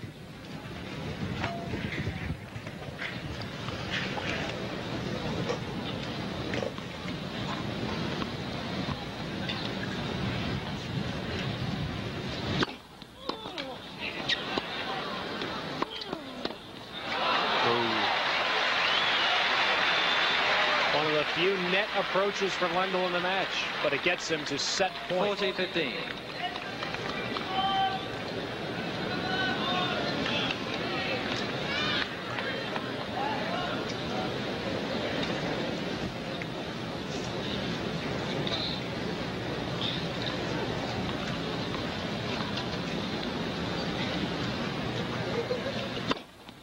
Clean ace. And Lendl closes it out with an ace. And Ivan Lendl now leads 2 sets to none. We'll take a local break and be back. Open, Ivan Lendl has just taken a biological break, for which he's allowed 3 minutes. Somebody followed him off the court there. Lendl quickly off. Well, it's probably time to talk about 5 sets and John McEnroe. McEnroe is 9-0 in 5-set matches here at the U.S. Open. He has yet to lose a 5-set match. And so if he wants to keep his record intact at 10-0, he's going to have to win 3 sets here. He's had some the only problem with that is he's 2 sets away. He's had some great wins in 5. Jimmy Connors in 1980 and 1984. Bjorn Borg he beat in 5 sets in 1980.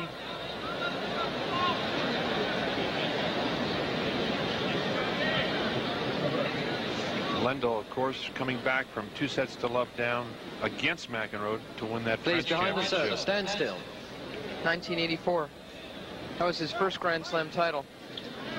You got a key break, Sue? When John talks about that French match, when John talks about that French match now, he admits that he choked it. He was up 2 sets. He was in firm control. Just couldn't pull it off.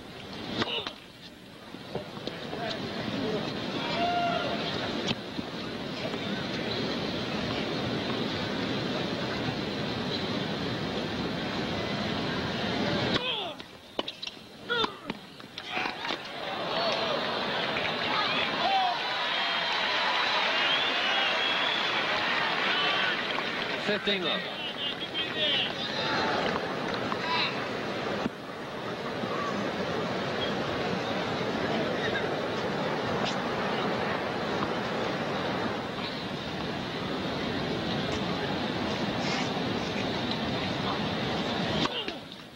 One in.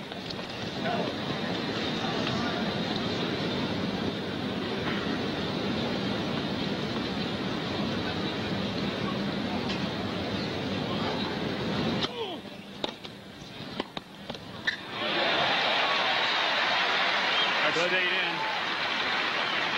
30, love.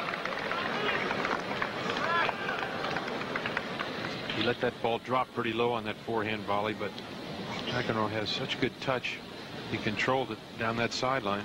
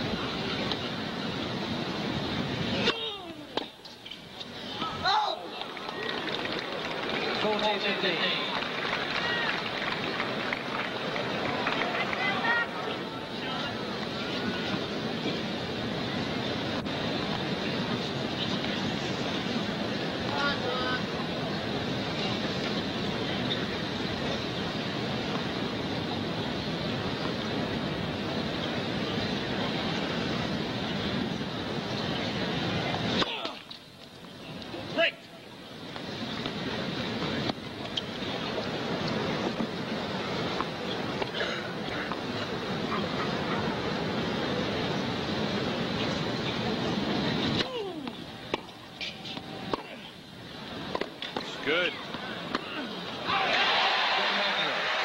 Well, McEnroe holds to start the third set.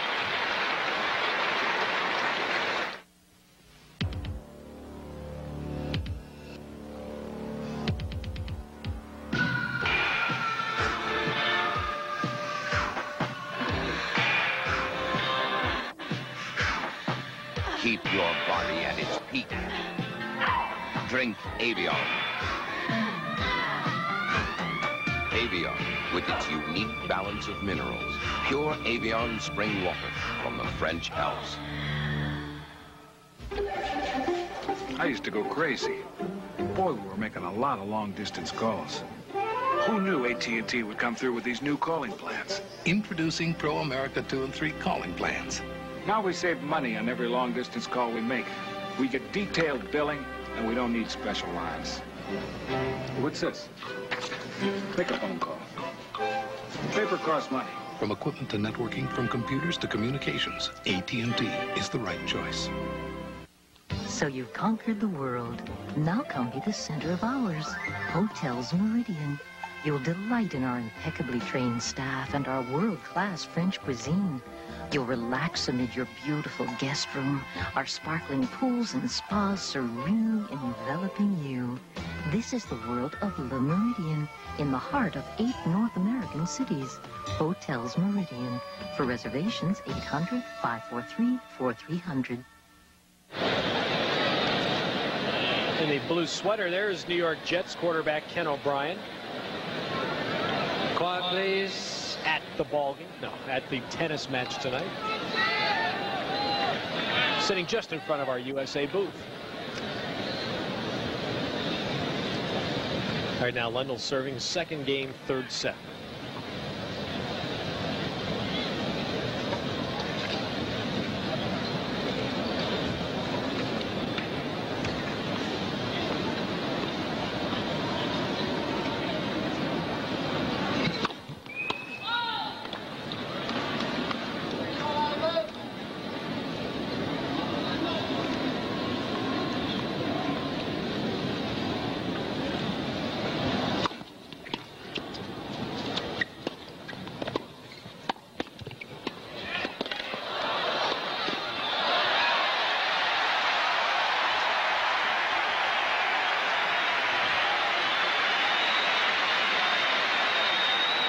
Suddenly McEnroe comes to life here. Good reflex on the backhand. Lendl gets to the volley. Now watch the power on this shot. Yeah, but watch how John trailed it, made sure it was going out. The way Lendl's playing tonight, John just wanted to make sure. And how odd it was a role reversal. McEnroe trying to pass Lendl at net. Here's McEnroe the point. One of the few McEnroe has had in about the last hour on Lendl's serve.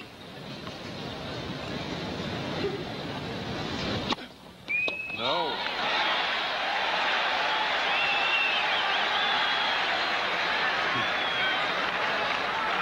Love 30. First ray of hope in about a set and a half here for John McEnroe.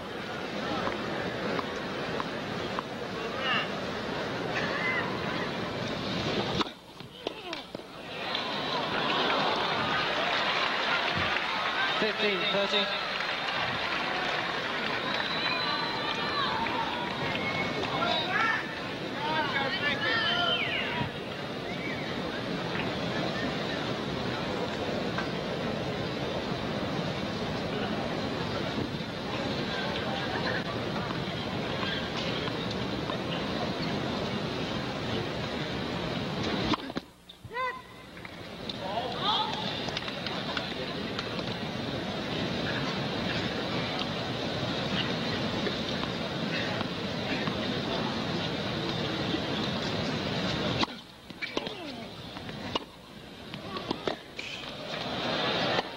Wow.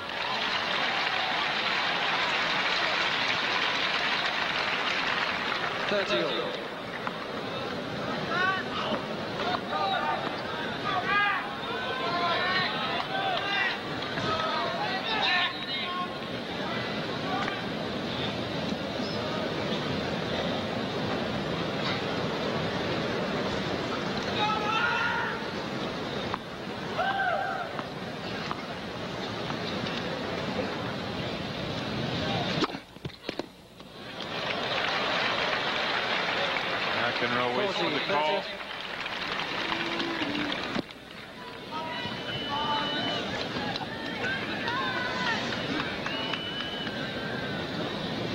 So much for your ray of light. 3 straight points in overpowering succession.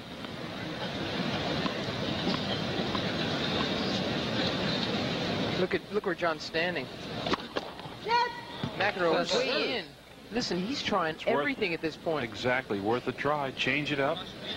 Let Please no flash photography. Lendl's going to have a different look at McEnroe as he moves in 2 or 3 feet in front of the baseline. What's he got to lose? It's not working the other way.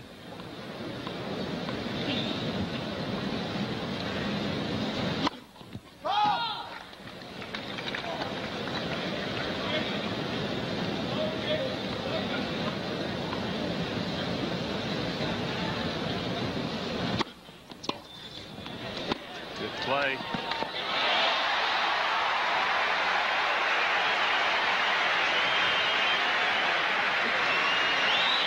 This is a 50-1 shot. McEnroe way inside the baseline. Perfect timing. Just gets to this volley and puts it away. But psychologically, a great move for McEnroe there to try and change things around here. Quiet, please. Thank you. Virtually half volleyed the service return. Yeah, he short hopped a big serve and just kept coming in. And he's going to try it again. McEnroe well inside the baseline. Look at that. Well, the point is, if he can get his racket on the serve that early, the speed of Lendl's serve is going to ricochet off John's racket for a clean winner. Lendl won't even We don't suggest you try this at home.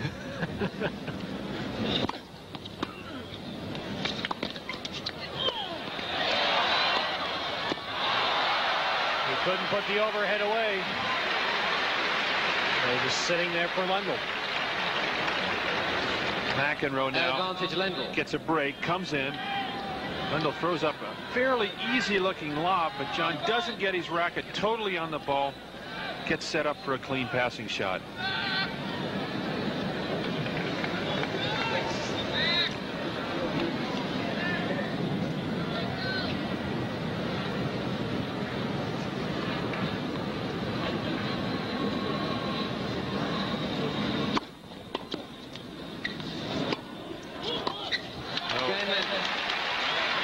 Lendl holds. We're 1-1 third set. Lendl going over for a new racket.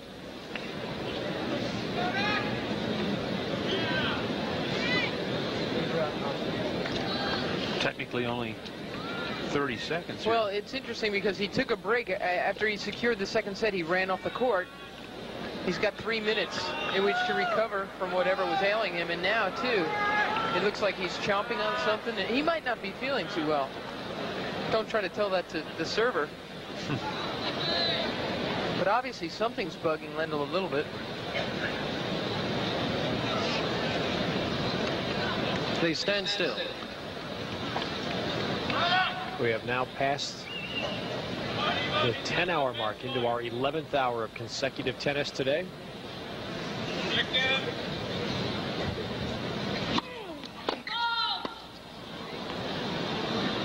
Where's the beeper? Long way out. What? That's about how long it takes to fly from San Francisco to London. That's right. You know that well. Know that one down pat. Lovely. McEnroe with 5 double faults. It's interesting what he just said about where's the beeper. After Saturday's match, McEnroe was saying that he wishes that the sport of tennis would take money and sink it in and come up with a totally electronic system. Eliminate all the human linesmen and Billie Jean King says the same exact thing.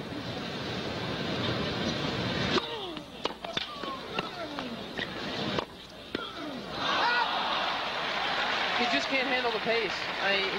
Lendl is rushing him so much that even when he comes to net, you'd think he'd gain control of the rally, he doesn't.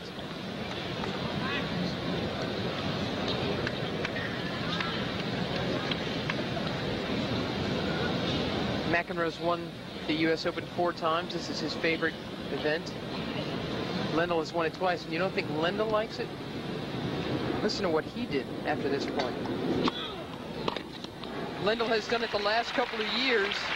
Every time 15-13. the U.S. Tennis Association resurfaces this court, the stadium court, Lendl has the same company, the same workmen, go over to his Greenwich, Connecticut estate, and using the same materials resurface his court.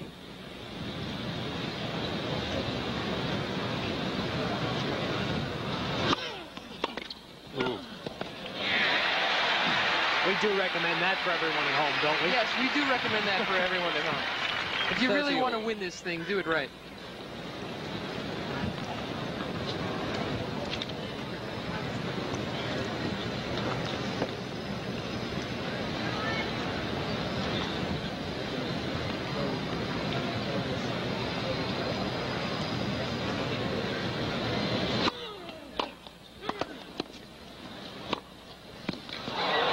On the line. Again, the returns are so low, so consistent. The McEnroe 13-14. has been continually volleying up all night. And Lendl just waits for that volley. Watch it again here. He moves around, still comes over the ball. Look how low the ball is. Yvonne loves to see that forehand sit up. Clean passing shot.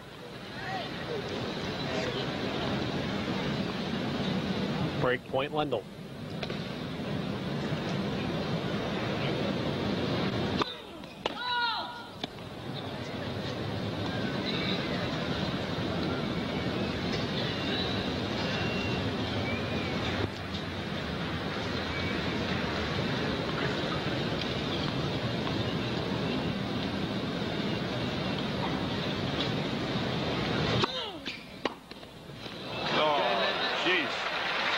Clinic continues. Lendl breaks again. Back live at the U.S. Open. Lendl up a break here in the third. Another thing that's interesting, we oftentimes hope, many people come out here expecting to see the McEnroe of 3-4 years ago. Please sit down. But they forget that even if they do, they're not seeing the Lendl of 3 and 4 years ago. He's a lot better player than he was then. Well, it's watching Lendl play this way is like watching Steffi Graf these days. I mean, those are the kind of steps Steffi Graf took from just a year or two ago. And she hits so much harder now. She's so much physically stronger. And she does the same thing to her opponents as Lendl does to his. And she just hits them right off the court. Graf advanced much earlier today. In her match, she plays Lori McNeil, an upset winner over third-seeded Chris Evert, in the biggest shocker of the day, of the tournament. Correction, 15 love. McEnroe was ready to move.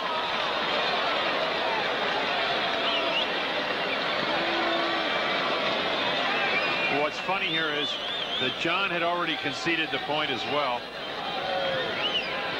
Jerry Armstrong of Great Britain in the chair, but McEnroe started to move over, acknowledging the ace.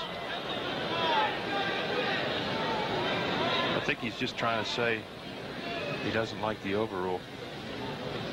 7th ace by Lendl.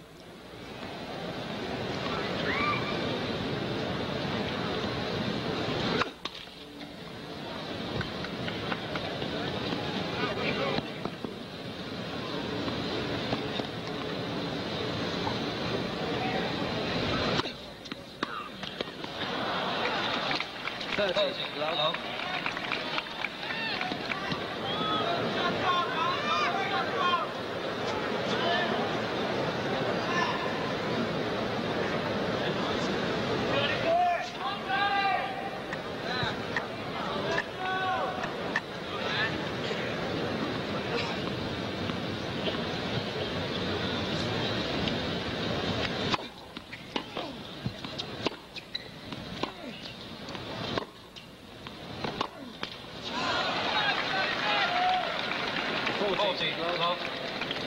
Amazing. In 10 service games, Lendl has lost only 12 total points. Said it's been 2 different matches. With McEnroe serves, it's been okay. When Lendl's been serving, it's been a rout.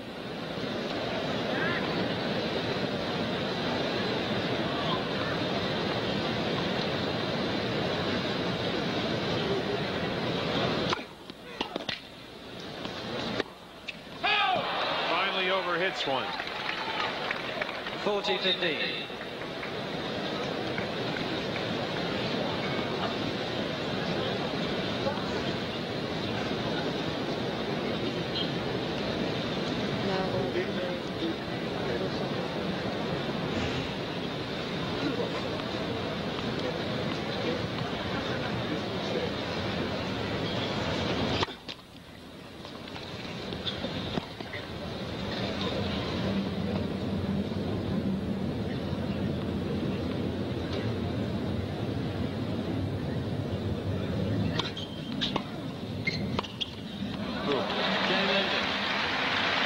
Lendl now leads 3-1, third set.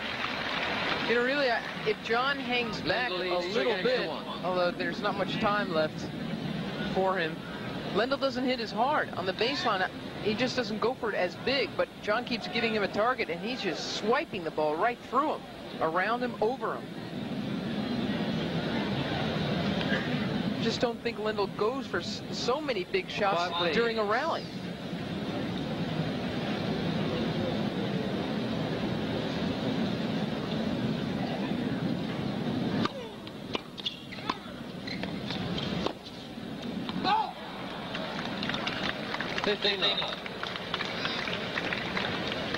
Davis Cup captain Tom Gorman looked at some old tapes of the McEnroe serve, and he really feels that John has changed it. Remember how elaborate John's serve used to look.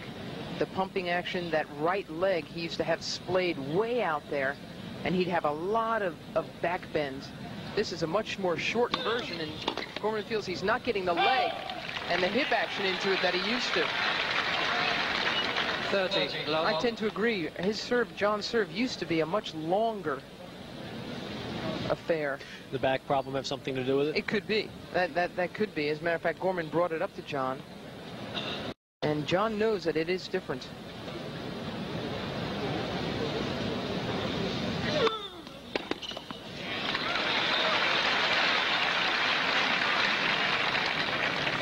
Love.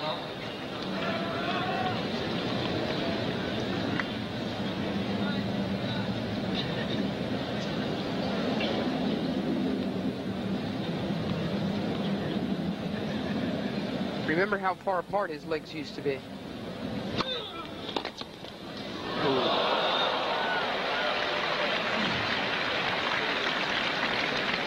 40-15.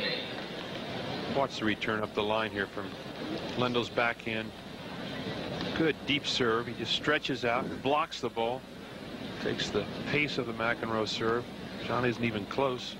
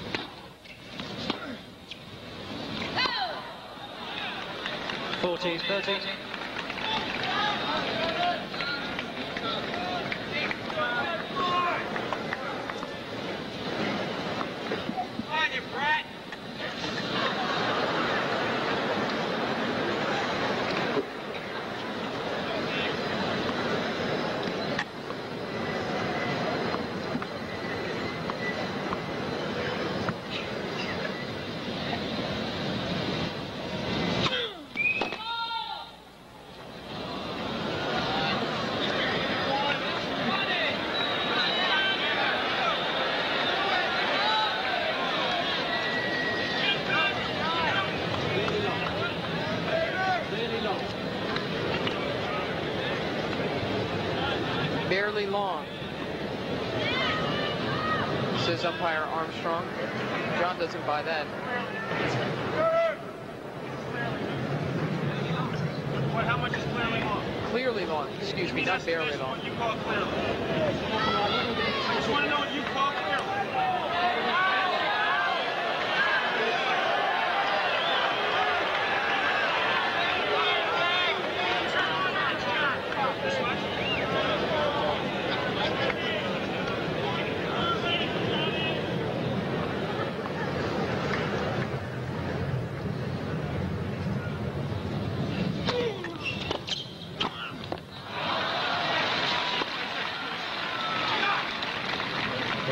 Love to deuce. McEnroe has hit very few volleys above the net tonight on that first shot. They've all been low. Every time Lendl hits the return, it's dropping. And after a while, it gets tough.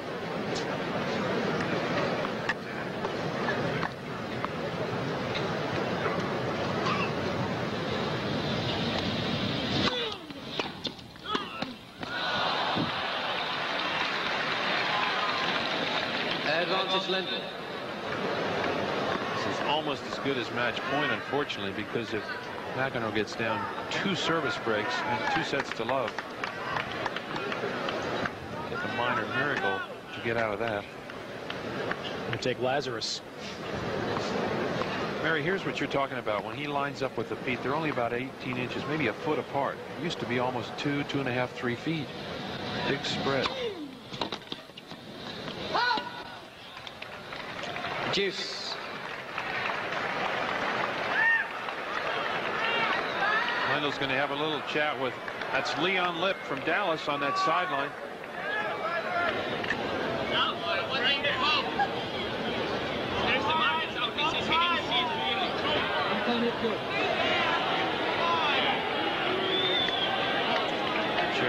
Jerry Armstrong.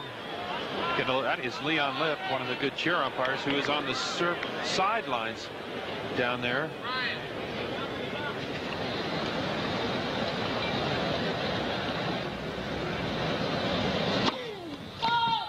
Last time Leon missed a call was back in '72 in Dallas, junior tournament. He doesn't miss them.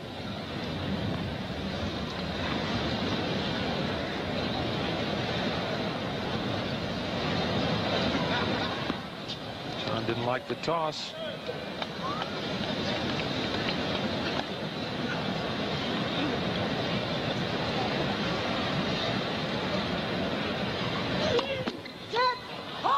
And a double fault. Advantage Lendl. Which gives Lendl another break point. 7 double faults by McEnroe. 6 double faults.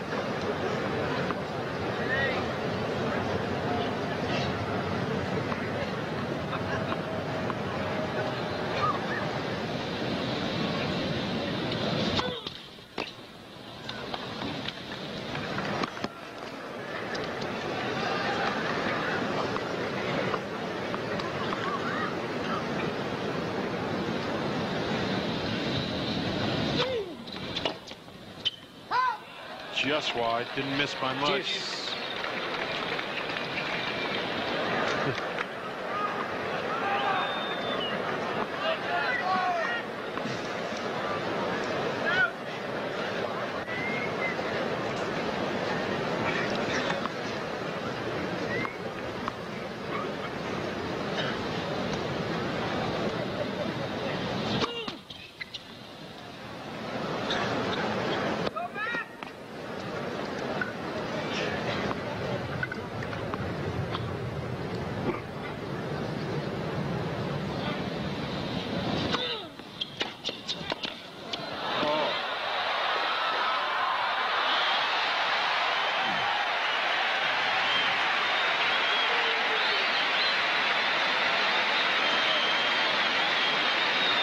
Great shots here as McEnroe serves. Advantage Good McEnroe. return again. John lunges for the ball.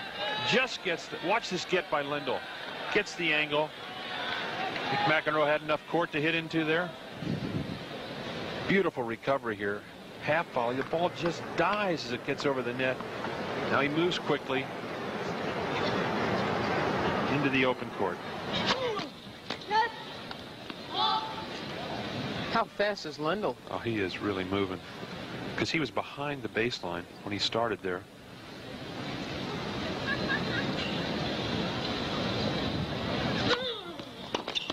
Look at that.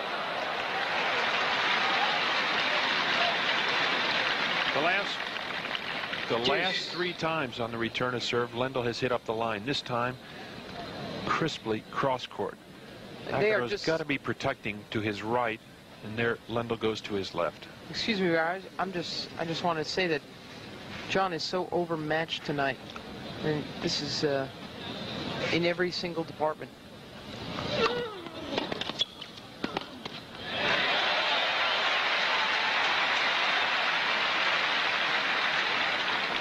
Advantage McEnroe. That's one of the few floating returns that Lendl's hit tonight.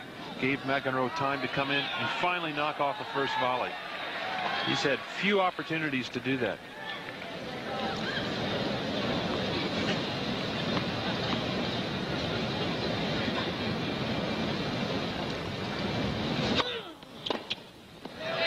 There it is. McEnroe finally holds. We'll be back after these words from your local cable systems.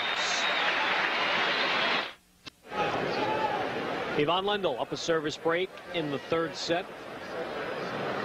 Seats, please, Staring behind at Mr. a Lendl. semi-final showdown with Jimmy Connors. John McEnroe still hoping he can prevent that, but McEnroe has not even been close to breaking on serve tonight. Love 30 in 1 game. That's the only dent he's made on Lendl's serve all night. Looks like John intends to keep trying to press in. At last service return game, he was a couple feet inside the baseline. He's already lined up inside the baseline. So my guess is he's going to keep trying that. I think it's a good idea.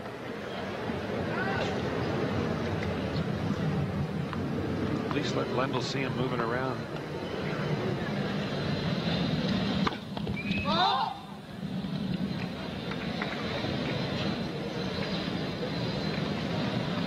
There he is, well inside that baseline, and he'll move in as there he comes. This hit, it worked.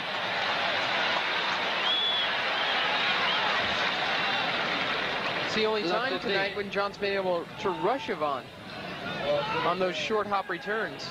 They are so chancy. And also, once that ball gets in play, Mary, Ivan's pace just seems to pick up all the time. Every time he hits the ball, it's harder. So this is John's one big opportunity to get things going before that pace starts.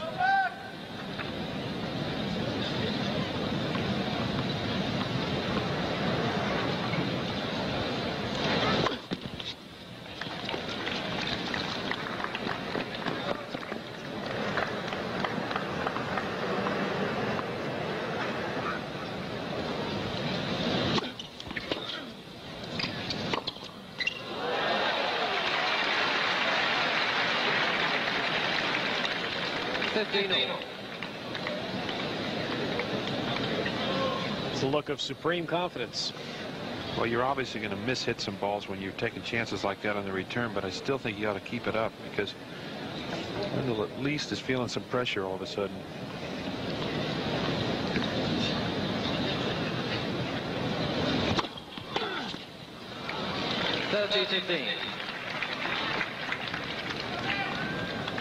He sure is dealing with it well.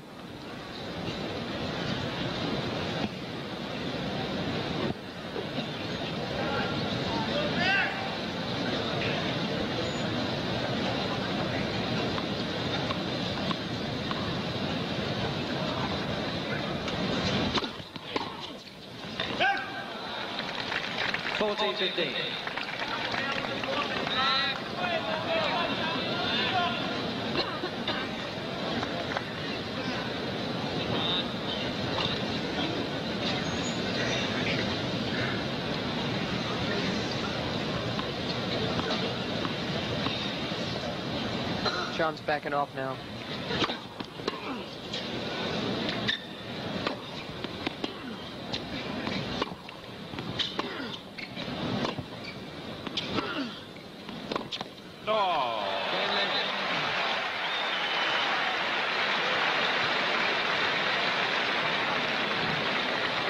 I assume you're impressed, Barry. Tell you what, you just can't play much better than that. Oh, so powerfully struck is this pass by Yvonne that watch John's racket as it gets hit. He doesn't even make a move to this. He can't even begin to try to cover that shot. And Lendl now just 2 games away from the semifinals. The backhand up the line of Lendl's one of his most improved shots this year.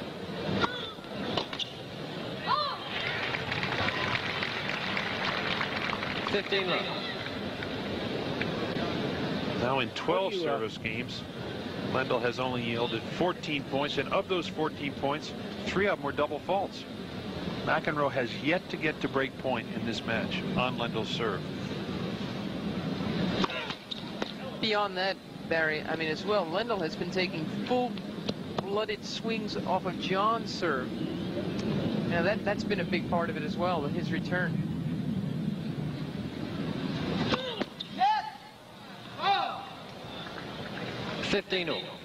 McEnroe has said of his form, I probably won't peak until early next year.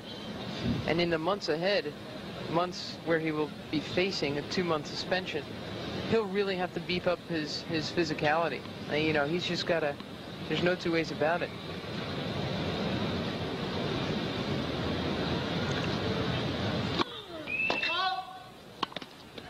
How hard will this be for John to swallow, given he didn't really care for Lendl? Oh, that's for sure. There's no love lost between them, and they're both 2 very highly motivated players out there tonight. But I think John will just have to hand it to Yvonne. Yvonne has outclassed him so much. And John is the first to acknowledge that. I mean, he knows when he's been outgunned, outplayed. And he's actually very gracious about that sort of thing. He's just going to have to get some lumber and nails and start over again in these next couple of months, as I said. And he could do it. I mean, the work he's done already this year has made him much stronger physically.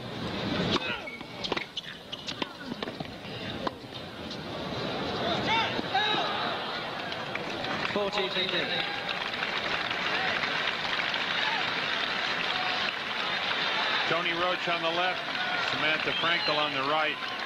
They seem pretty relaxed. Might be an early night back in Greenwich tonight.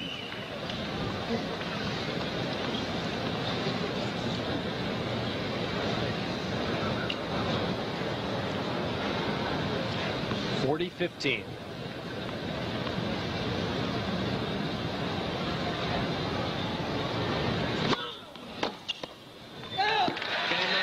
And McEnroe holds, but Lendl is still off a break in the 3rd set. Let's face it, 40 isn't fatal. I feel I'm the best I've ever been. For one reason is Ultress from Clairol. The only permanent hair color with a gel colorant. Ultress colors are special, too. The Ultress blondes are gentle, not brassy. Beautiful browns, deep ebony. Only Ultress has extra conditioner. Hair feels soft, wonderful.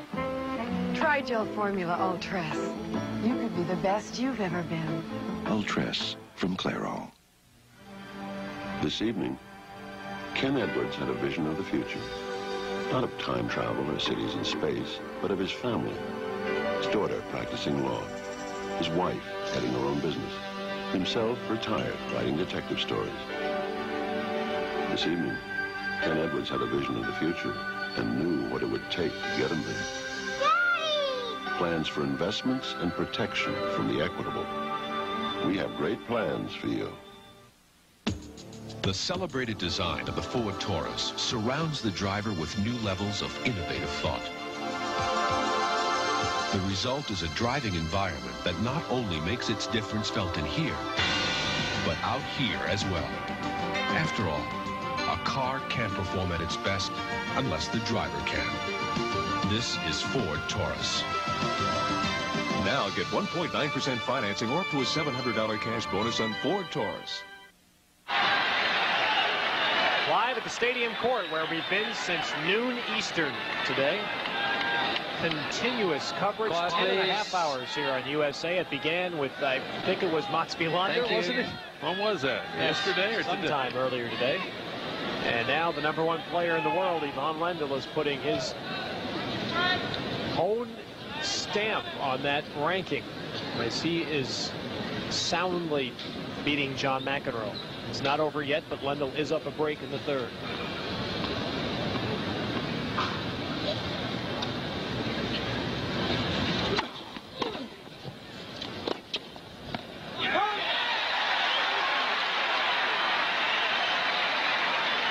John walked out on that last change room, pumping his fist, and the fans immediately responded to that. They're more than willing to go nuts here right now for him.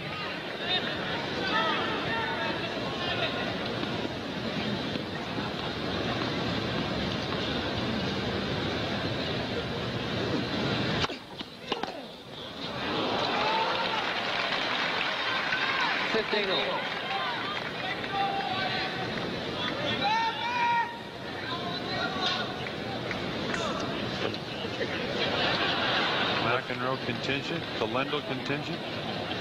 The Lendl contingent in the front row, the McEnroe in the back row. And way in the corner, Tony Palafox, John's coach. He's hiding from Lendl's serve.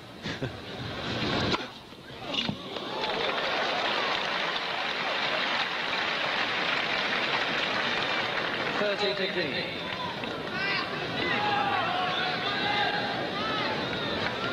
Eight clean aces for Ivan Lendl.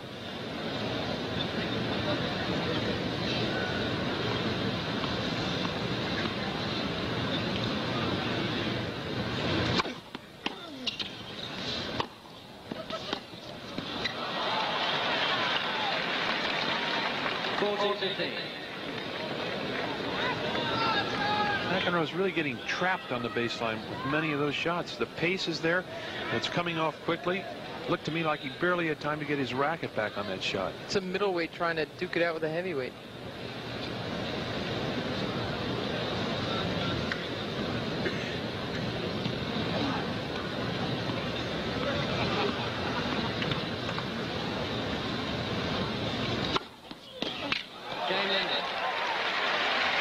Well, there you see graphically why there's been very little cause for folks here to get optimistic for McEnroe tonight. He has not been in the match on Ivan Lendl's serve. There's no other way to say it.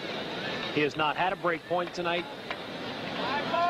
In one service game, Lendl was down love 30, but one of those points was a double fault. Quiet, please.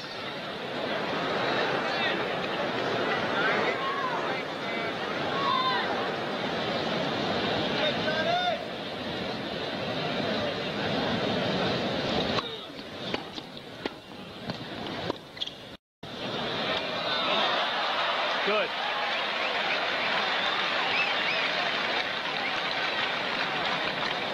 Love 15. Barry just left to go downstairs and took his own top spin lob stats with him. How many times has John had to crane his head and watch another lob hoisted perfectly into the back of the court?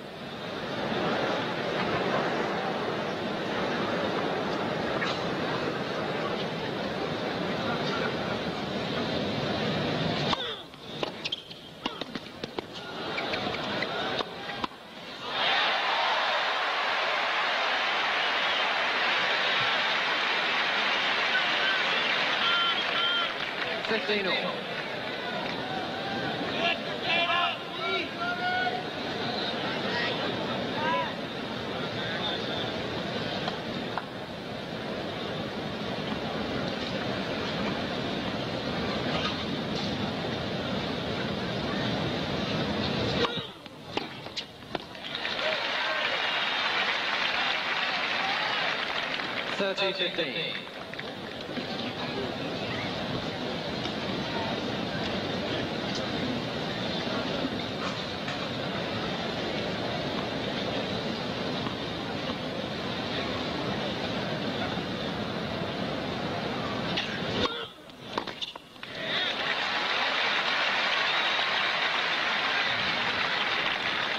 $40-15.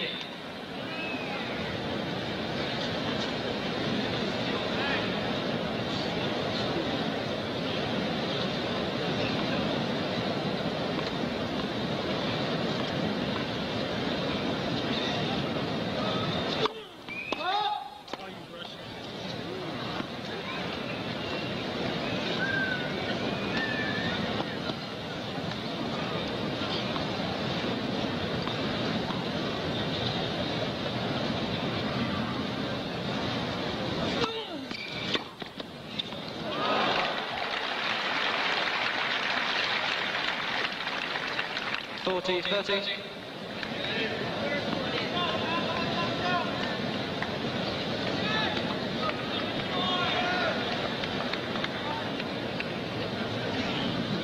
McEnroe has been broken once in this set.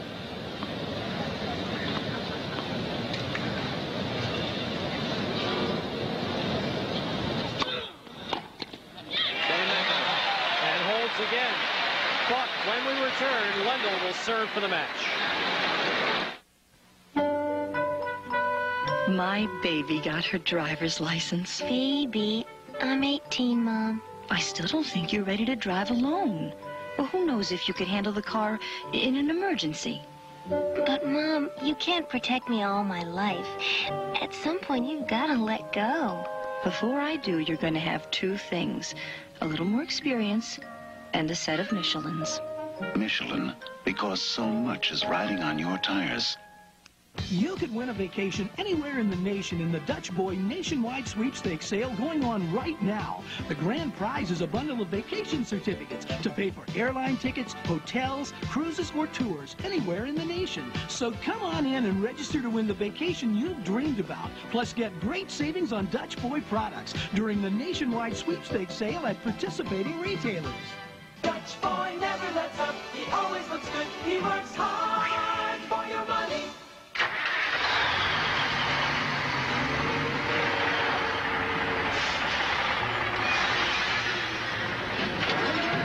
We thought you'd like to see the kind of tennis balls our factory turns out every day.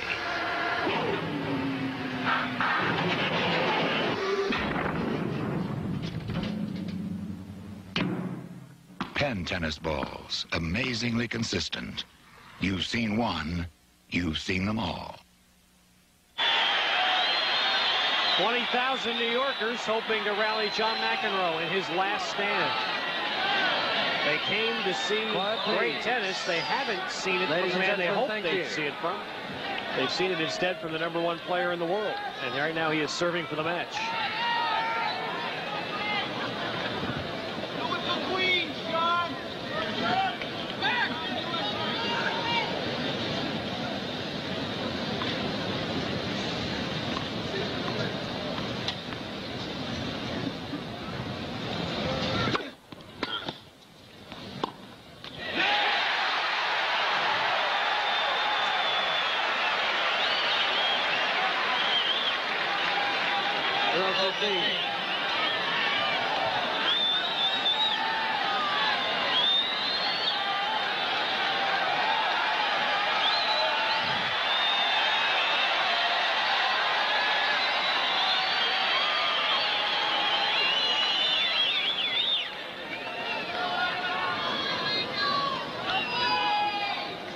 Quiet, please.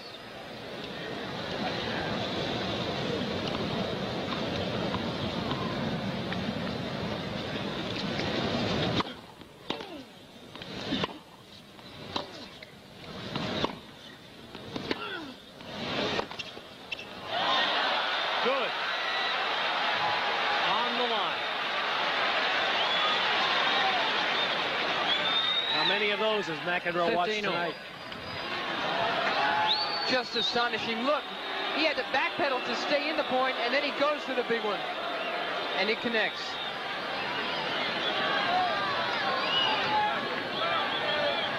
Quiet, please.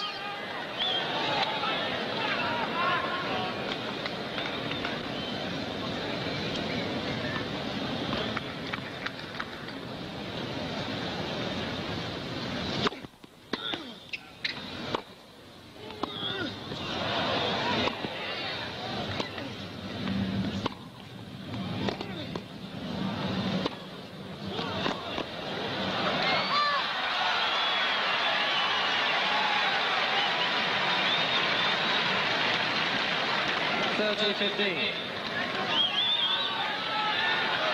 offense, but it doesn't take a brain surgeon to watch this and figure out what's going on. It's really, as you said, Mary, it's a heavyweight out dueling a middleweight.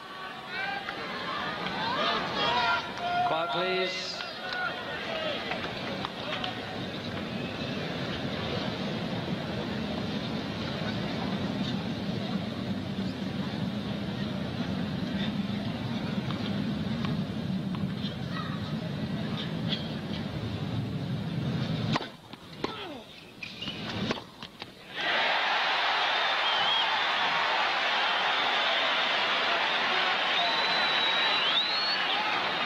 What would you imagine is running through Jimmy Connor's mind as he watches the #1 player playing like this? He might have switched his channels by now. Thank you.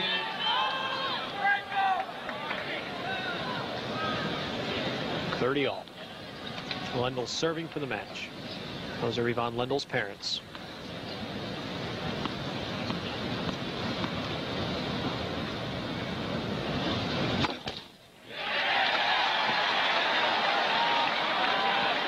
That's just real nasty.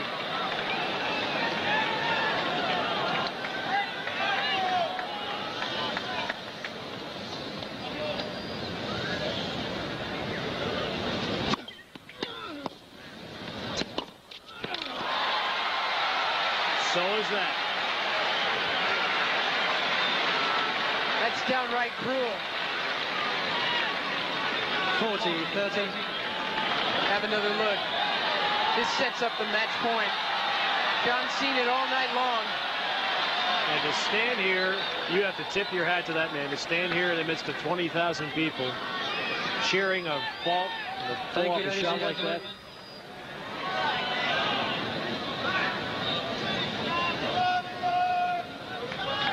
Quiet, please.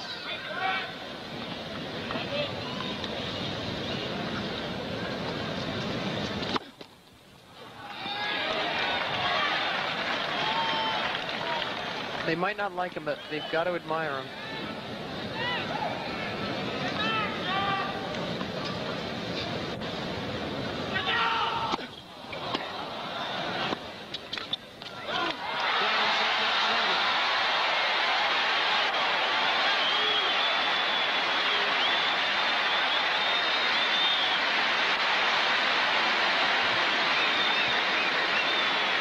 Not even the screams of some idiots during his toss could detract Lendl as he beats McEnroe in straight sets. We'll return after these words from your local cable systems. #1 proved it again tonight, and he's standing by with Barry McKay. All right, Ted. Ivan, under all the circumstances, the ingredients tonight were all there. I thought you put together 3 of the best sets I've ever seen you play. How'd you feel about that?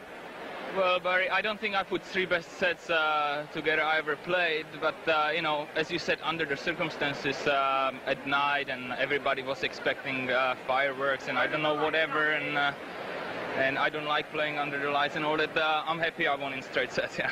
Ivan, I felt you returned very well, and yet just before we went on the air, you said an interesting thing. You don't feel that John is serving as well as he was a few years ago. No, I think he's serving better the first serve. He mixes it up more. It's hard to pick. But the second serve just sits up. It doesn't have any sting. And I wasn't really happy with me missing some second serve returns. But you know, as long as you make them on break points, I guess that's what counts. Ivan, you didn't come in a whole lot. John was coming in a lot more. Was that your strategy, stay back and let him force you? I didn't want to let him force me, but, you know, I was hitting heavy and deep, and he was coming in on very easy shots to pass most of the time. And on top of that, I listened to you this afternoon, and you just said, you know, come in 10 times, you win 7 points. I wanted to prove you wrong. So. I did say that. Yeah, you did. Did you count it tonight? No, I didn't count it tonight, Ivan. All right, how about Jimmy Connors? Next round, you guys have played a million times. Any thoughts on that semifinal? Not really. I just want to go home, watch the tape of the hockey game, sleep in, maybe play a little bit tennis tomorrow, play my golf game in the afternoon, and you know, my personal pigeon Warren Bosford, I'm sure is going to come over, and then Friday we just probably hit a little bit harder and start worrying about it Saturday morning. Ivan, thanks for stopping. Good luck. Thanks, Barry. All right, now we're going to head into that studio that we've got. Well, we're going to go back to Ted. Teddy, I'm sorry. Back up to you. All right, Barry. It's nice to know that the world's #1 player prepares for his match by listening to Barry McKay. That has made our day after 11 hours. We'll return to the U.S. Open right after these words.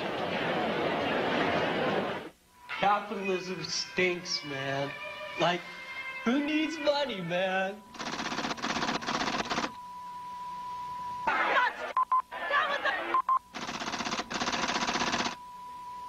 Everything changes. To stay informed of changes that affect you personally and financially, read Changing Times. I'm going to get rich fast and retire at 35. Changing Times. Everything you and your money need to know. The second largest investment most Americans will ever make is their automobile. In fact, today, the average luxury performance sedan can cost nearly $30,000. And yet, nearly 9 out of 10 of these costly cars do not even provide a security system to help prevent theft. Before you buy another car, be sure you see the Sterling. Soar beyond your expectations. Today, the Prudential can show you a new world of financial opportunities. Look to the Rock for stocks and bonds, mutual funds. Feel its strength in CDs, insurance, and mortgages. With the right choices, the right guidance, you can move mountains. The Prudential, your rock in financial services. Well, 11 hours of tennis here at the U.S. Open, culminating on USA with Ivan Lendl in a straight-set victory over John McEnroe. The only word to use is dominant. Lendl may not felt it was as dominant as we did, but it sure as heck looked. It's 6-3, 6-3, and 6-4. And let's recap what else has happened today. In the very early hours today, we do remember Stefan Edberg advancing to the semifinals, to the quarterfinals with a straight-set win over Jonas B. Svensson. We'll see Edberg tomorrow. We will also see Mats Wilander, a straight-set winner early today over Ken Flack. Miloslav Mechir will play Wilander tomorrow in the quarterfinals after beating the Aussie qualifier Mark Woodford in 4 sets. And Ramesh Krishnan goes on to play Stefan Edberg. Krishnan in straight sets over Andrei Chesnikov. Jimmy Connors in 4 sets over Brad Gilbert. And he must be licking his chops now to get a shot at Ivan Lendl next. On the ladies' side, the stunning result of the tournament thus far. Lori McNeil, the 11th seed out of Houston, the biggest win of her tennis career, knocking out Chris Evert in 3 sets. And McNeil will now play Steffi Graf in the semifinals after Graf beat Pam Shriver 6-4, 6-3. And Martina Navratilova was down a set point in the first one to Gabriela Sabatini, but comes back to win 7-5, 6-3. And Martina goes to the semis against Helena Sukova. We'll return to continue recapping this day of tennis at the 1987 U.S. Open on USA Sports. Our tennis telethon continues right after this.